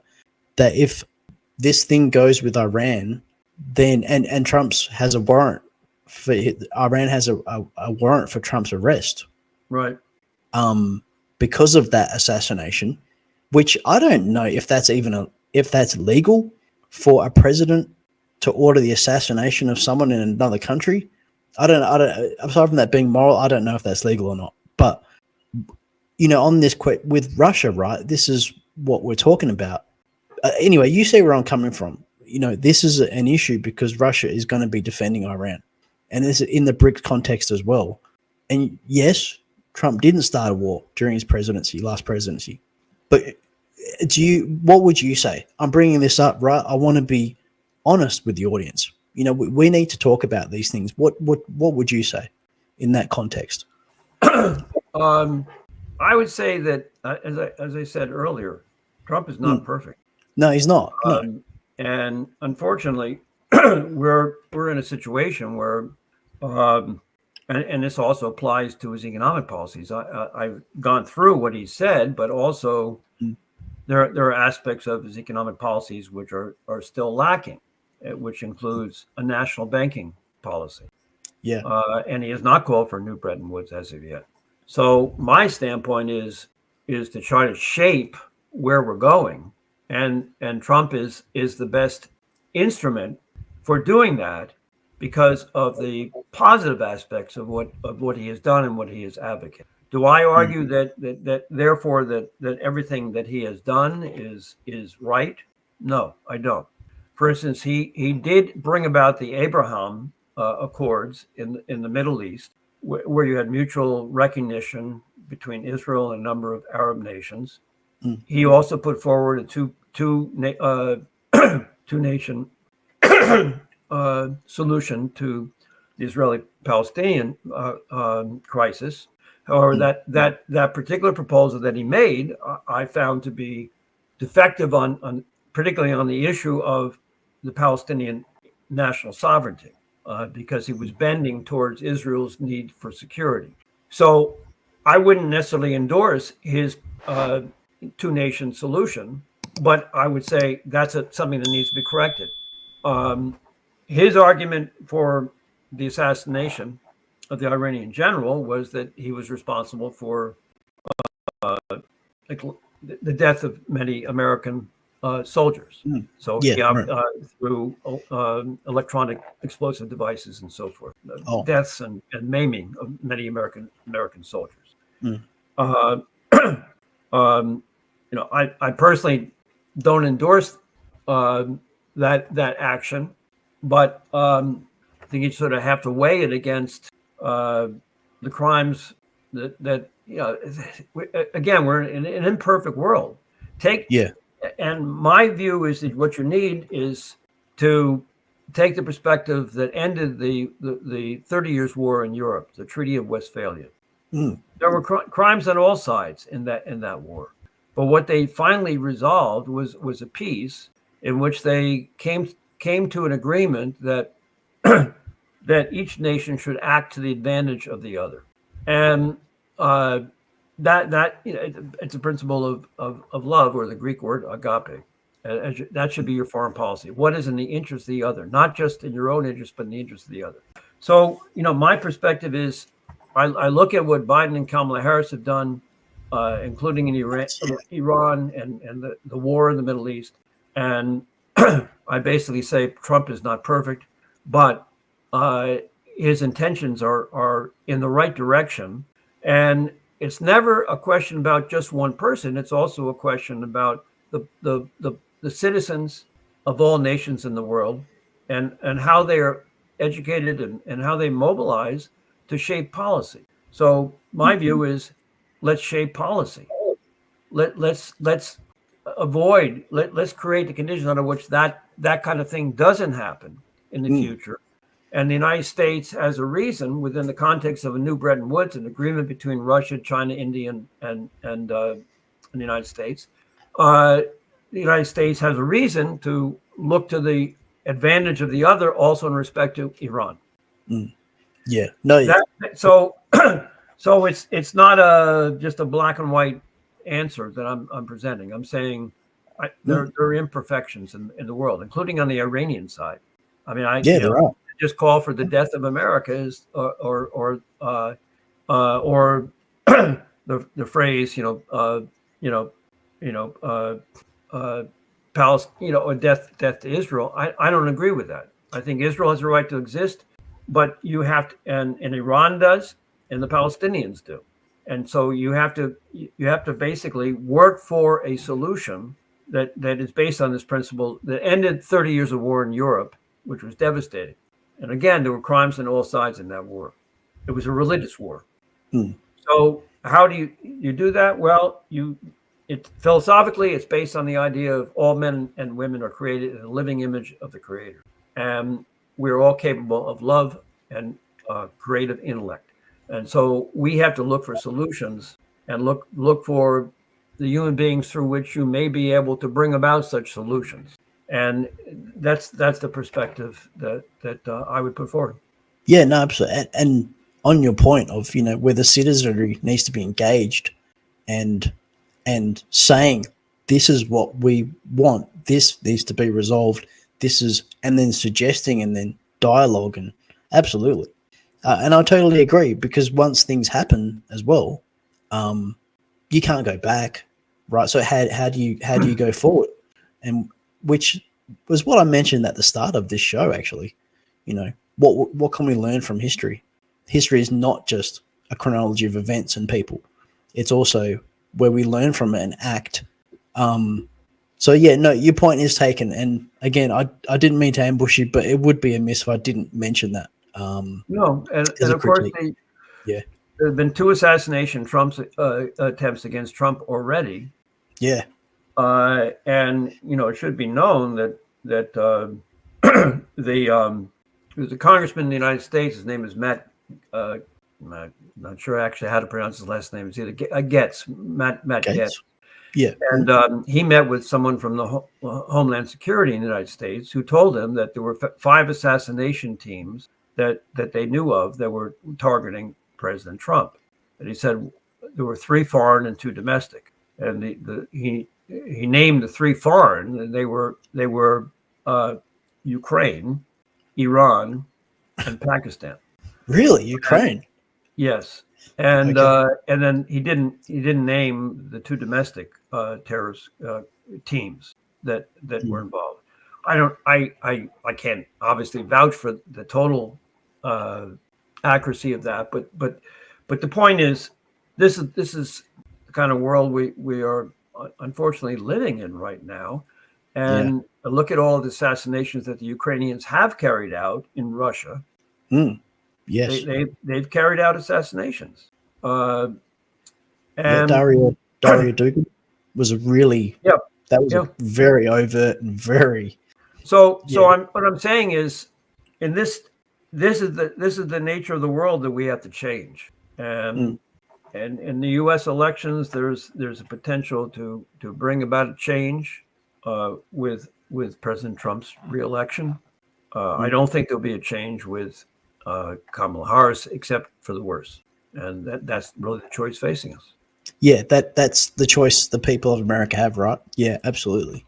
Okay, well, look, so the next topic is independent central banking versus sovereign national banking.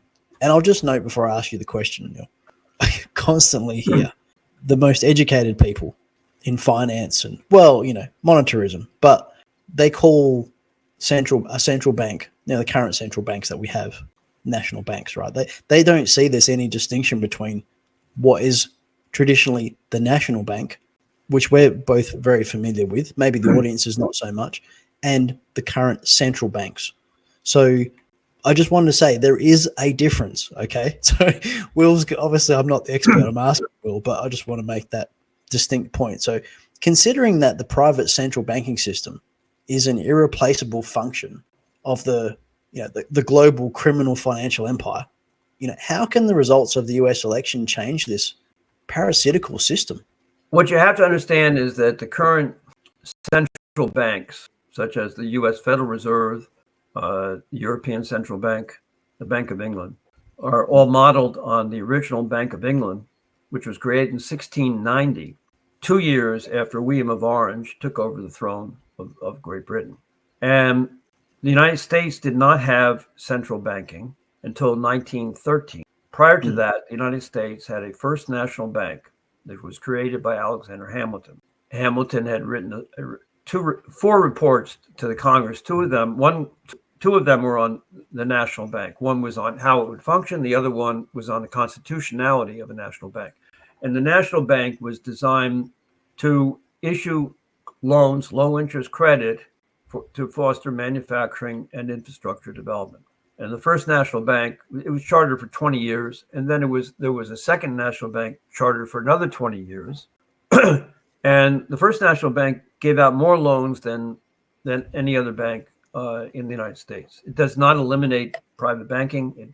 It actually works in coordination with them. However, Andrew Jackson, and this is one of the things about President Trump's understanding of the American system or potential weakness there. Andrew Jackson vetoed the chartering of the Second National Bank. President Trump, unfortunately, refers to Andrew Jackson as a representative of the American system, which he's not, for that very fact. Under Lincoln, so we didn't have any national bank again after nearly 40 years of being in existence. Lincoln, during the Civil War, created a greenback system in which the Treasury issued greenbacks, i.e. dollars, to fund manufacturing necessary for the war effort. But then what happened is in 1913, the Federal Reserve was created. The Federal Reserve, they say it's independent, which means that the nation doesn't have sovereign control over its finances. That's what that means. The Federal Reserve, all it does is it lowers and raises interest rates, and it has a goal for employment rate. And it sort of manipulates interest rates to achieve that. It does not extend any credit for manufacturing or infrastructure. None whatsoever. It's not in its mandate. And otherwise, it bails out bankrupt banks like it did in 2008. Yeah. So it serves a private banking cartel, and it maintains its independence from any national sovereignty control. Now, where this comes up is, or I'll give you one other example. During 1930s, Roosevelt created the Reconstruction Finance Corporation, which bypassed the Federal Reserve but didn't replace it. And that institution extended credit for manufacturing infrastructure throughout the United States. And the Export-Import Bank was a part of the Reconstruction Finance Corporation, and it extended credit for developments like the Pan American Highway and the Burma Highway. And they extended credit to American companies, for instance, so they could build the equipment necessary to build those roads, that sort of thing. So the United States does not have a national banking system now, but we used to, and that was a source of the United States' ability to develop as an industrial nation. So what I'm proposing is that every nation should have a national bank as opposed to a central bank, modeled on the Bank of England. The Bank of International Settlements in the BIS in Switzerland was conceived of as a bank of central banks. And Roosevelt, at the Bretton Woods conference, got a resolution passed to liquidate that bank because they were collaborating with the Nazis. But that decision was reversed after Roosevelt died. Tony Blair gave a speech in 1999 in Chicago, in which he put forward the concept of limited sovereignty. In other words, he wanted to limit national sovereignty, and he called for central banks. So the British policy has always been central banking, where you have institutions which are out of the control of the people, out of control of the government, and run by a private cartel of banks, and they don't extend credit for real production. So Kamala Harris recently made a statement in which she defends the independence of the Federal Reserve. That's what she will do. Trump has not yet come out for national banking, to my knowledge. But what he said is that that the presidency should be in a position where they can at least have some influence over Federal Reserve policy, and that's what caused the big hubbub where Kamala Harris insisted upon the independence of the Federal Reserve. But the Federal Reserve has destroyed the U.S. economy. Paul Volcker led the whole globalization outsourcing of manufacturing jobs effort, which basically hollowed out the American manufacturing sector. And it was Alan Greenspan, head of the Fed, who called for the rescinding of Glass-Steagall, which was a 1930s piece of legislation, which basically said that the government would protect banks which are involved in productive investment, but not those involved, not investment companies like Bear Stearns and Merrill Lynch or the AIG insurance company, all of which were either bailed out or reorganized by the Federal Reserve in 2008. So, so what we're basically saying is that we have to return to national banking, and as part of the Bretton Woods system, every nation should have national banking.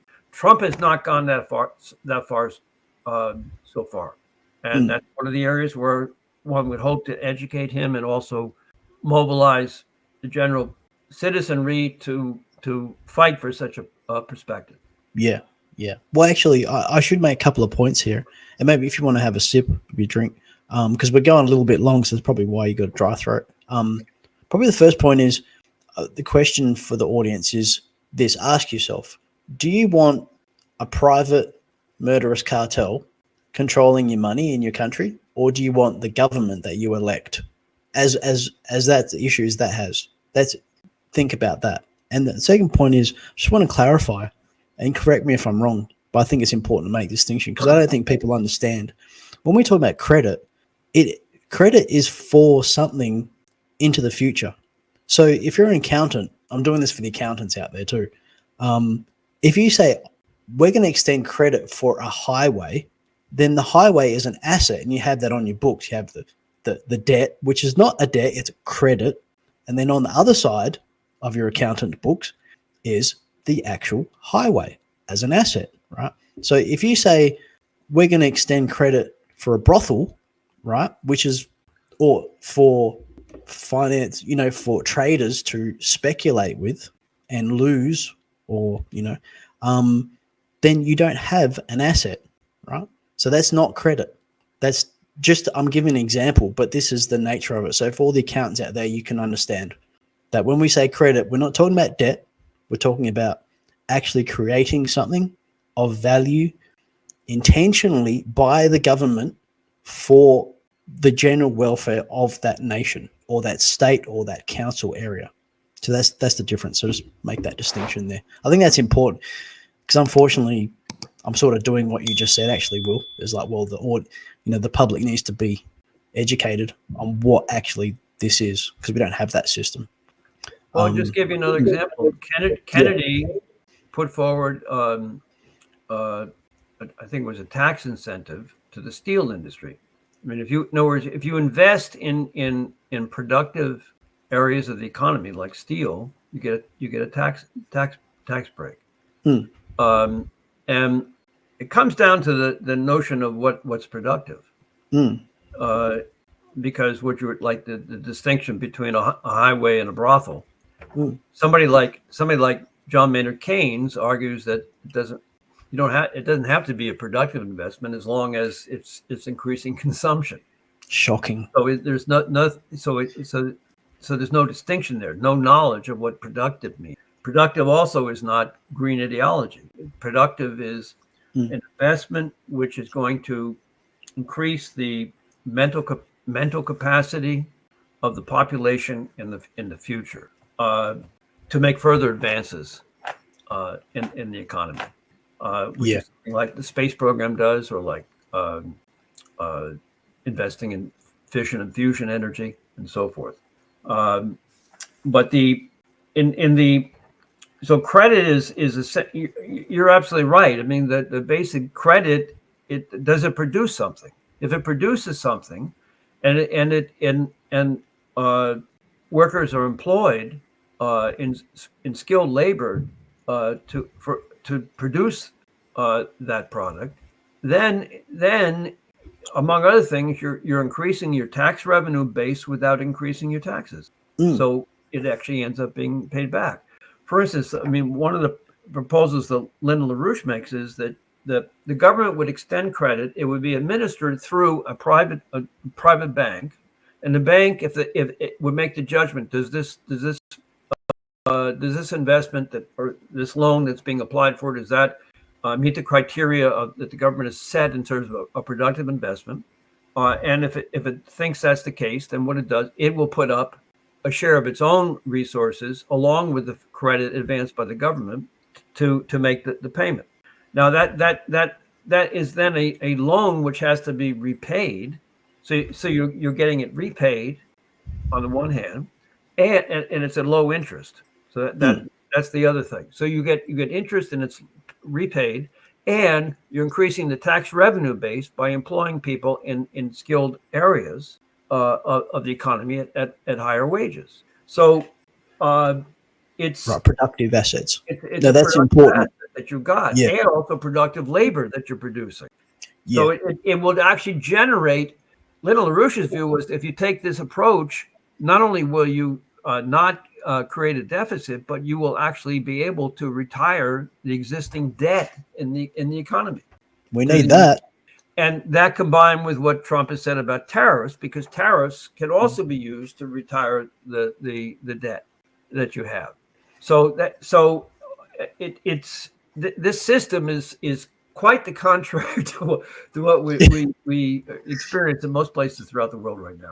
Yeah, no, and we've only talked about a little bit, and obviously Will is an expert, and I would say his books, the articles and things you've written over the many years, Will, have a look at them, and you will see, explain more, and and of course you could get in contact with Will too and hassle him, but this sort of leads on to the last topic, which is a new Bretton Woods system. So there's which you did mention a few times actually so far, but depending on the results of the US election, and despite it, we have a concerted effort by the BRICS and over 30 other nations to remove themselves from the current financial crime scene. Why do you propose a new Bretton Woods system, Will? Well, first of all, I respect the efforts that the BRICS nations are engaged in. As I indicated, their efforts have been accelerated by the insane coercive sanctions policy of the United States. Also, it has to be recognized that the current what's left of the original Bretton Woods system not only doesn't function, but it's destructive. I'm talking about the World Bank, the IMF, the World Trade Organization. For instance, the IMF is well known for imposing austerity conditions as a precondition for new loans to developing nations. But in most cases, so they basically want you to cut social services, cut. And then the loan that they give you, it doesn't actually go to the country. It goes to pay a previously contracted loan because the country's in debt. So you don't actually get, so the IMF loan doesn't go, it's going to refinance an old loan which you have not been able to repay. And that's what IMF loans are. Oh, wow. That's how that works.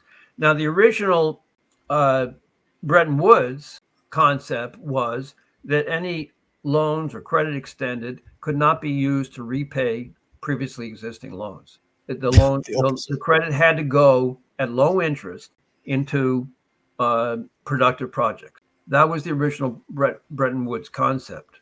Right.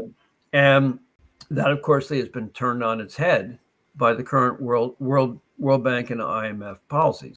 And the World Bank doesn't really invest in productive areas in developing sector nations.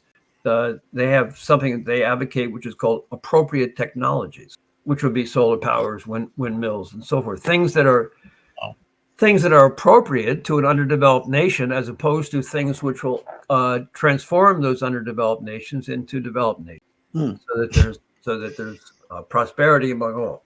So the the reason there should be a Bretton Woods is that, first of all, the BRICS nations are moving in the direction of transactions in national currencies, and that's been forced upon them, and there's absolutely nothing wrong with that. It's something that's desirable. However, they are still operating within this IMF World Bank world, and the BRICS summit in South Africa actually just called for better representation in the ruling bodies of the IMF and the World Bank.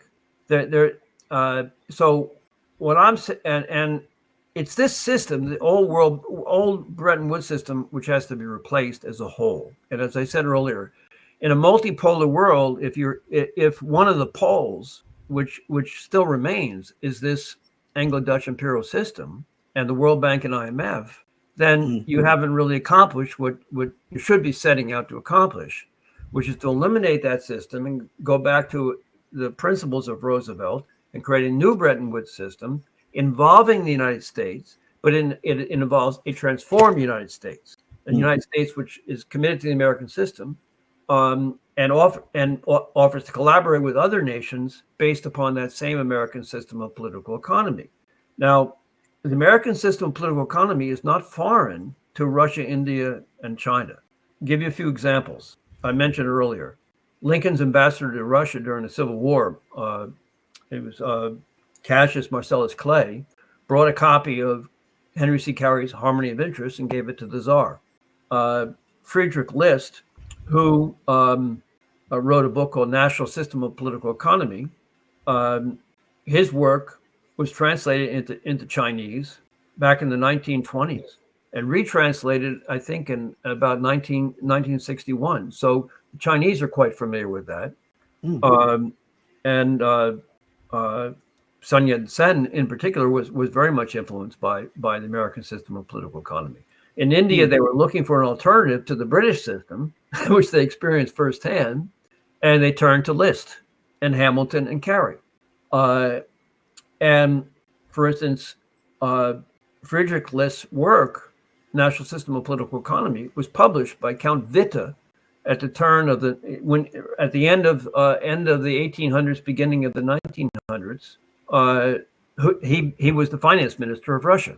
So all of these nations have a direct experience and exposure to the actual American system of political economy, and adopted it to one degree or another as they were able to. And so what I'm saying is we need to replace this genocidal system. Whatever you say about President Mubarak of Egypt, there was one thing that he said, which I thought was extraordinary. He said that 500 million people were killed by IMF policies in the world, and that's true through these austerity policies. That's what they did. They enforced austerity upon underdeveloped nations in order for them to refinance their old loans, which was a debt collection operation. That's what the IMF did. So we need that. That's mass genocide, far beyond anything that anybody's ever experienced. Yeah, absolutely. So what I'm saying is we need to replace that system. We don't so much need a multipolar world in which the Anglo-Dutch imperial system remains as a pole within a broader system. We need a system which is a community of principle among a family of sovereign nation states throughout the world, and a system based upon national banking for each nation, so they're sovereign. Your sovereignty is not violated by some central bank or by IMF and World Bank or the World Trade Organization, and you need a collaboration to fund economic development.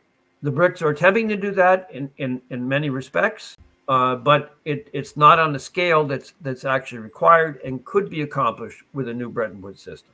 And so what I'm saying is, if President Trump wants to defend the dollar, if he's willing to avoid reject coercive sanctions, this could become the BRICS could exercise their growing political power to insist upon the initiation of a new Bretton Woods system, eliminating the old Bretton Woods system institutions of the IMF and the World Bank. They could use their power to actually force that to come into existence in a cooperative way. And this would be in the benefit of the United States to go back to the American system, and it would be in the benefit of all humanity, and it would be part of a general proposal for peace. And I think that's the potential we have right now.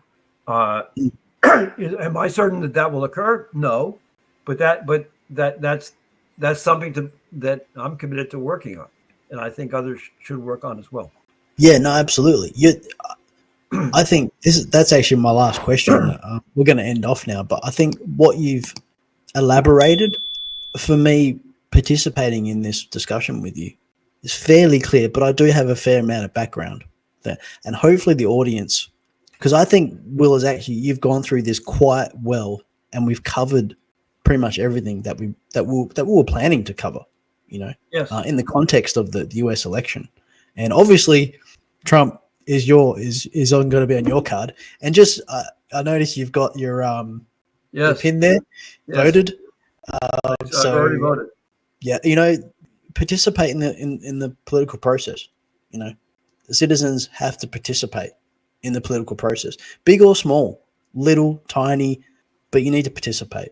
So I just want to point that out too, Will. But I think hopefully we've been successful. But I would encourage your audience, please give some feedback in the comments below and say, was Will clear? Do you have questions? And what I'll do is I'll forward them to Will, or Will can have a look at the video and maybe you could answer them. Have this dialogue, right? People have questions, they disagree. I'm sure there'll be plenty of people that disagree. That's part of life. It is, right? Because it's education. The only question is, if we have disagreements, we don't have to kill each other. Yes, that's the important thing. Yeah, it is, absolutely. You can have a dialogue in which perhaps you come to agreement, perhaps not, but you're still fellow human beings. Yeah, exactly. Right. Yes. Yeah, and we've got to keep that. So we've gone way over. The producer's not here, the director's not here. That's why I've gone way over. But no, actually, this is a very important subject. And before we run, I did say it to Will. I said usually we go for an hour, but all these topics within the context of the US election and how important it really is, I think it's very important that we've covered it all. And if you don't stick around, maybe watch this this show, maybe watch half and then watch the next half. But please, I think we've covered a lot of very important topics, again, in the context of the US election. But all these topics are entirely relevant to BRICS, entirely. So maybe, Will, if you have any closing comments, and then I'll end off. Thank you. I would just express my gratitude to you, Clive, to Think BRICS, for the opportunity to excuse me, share these ideas. And I think that's our responsibility as human beings and citizens of our respective nations and citizens of the world, to be engaged for the promotion of the good for all of humanity. And so it's important to entertain ideas, to be able to entertain ideas. In the United States, there's a major effort to eliminate the First Amendment, freedom of expression. Excuse me. And of course, big tech working with government has already engaged in massive censorship. And I see that Matt Taibbi has just exposed that there's an effort on the part of the British Labour Party to kill Twitter X, because they're very upset about Elon Musk having brought X out of the realm of censorship. So I know Great Britain, as you pointed out last time we spoke, Clive, doesn't have a constitution. Yeah. But the idea of freedom of expression, of assembly, and freedom of religion, these are important concepts. And the only way that mankind has ever advanced is through the exchange of ideas and the demand that if you develop an idea, that it needs to be confirmed as truthful. And so this is just a responsibility of all human beings to try to contribute to the exchange of ideas that can better humanity. So again, I thank you very much for your efforts and for having me on. Oh, sure, anytime. And we should do this again, something else or more, deeper. But we should. So, yeah, awesome. Thank you very much, Will. All right, we'll end it off, and I'll do my send off. And thanks. Thank you. All right, that was Will Wertz there. If you've enjoyed this episode and wish to join the conversation, as I said before, you can comment below. Please ask your questions, feedback. Please like and share this episode. Even if you don't like it, share it. Say if you don't like it, share it and say, I don't like this. That's fine with us. Don't forget, you can follow us on our Substack and other social media platforms, especially our Telegram channel, for daily news on BRICS, all linked below. Stay curious, stay connected, stay optimistic, and let's keep exploring together. So long.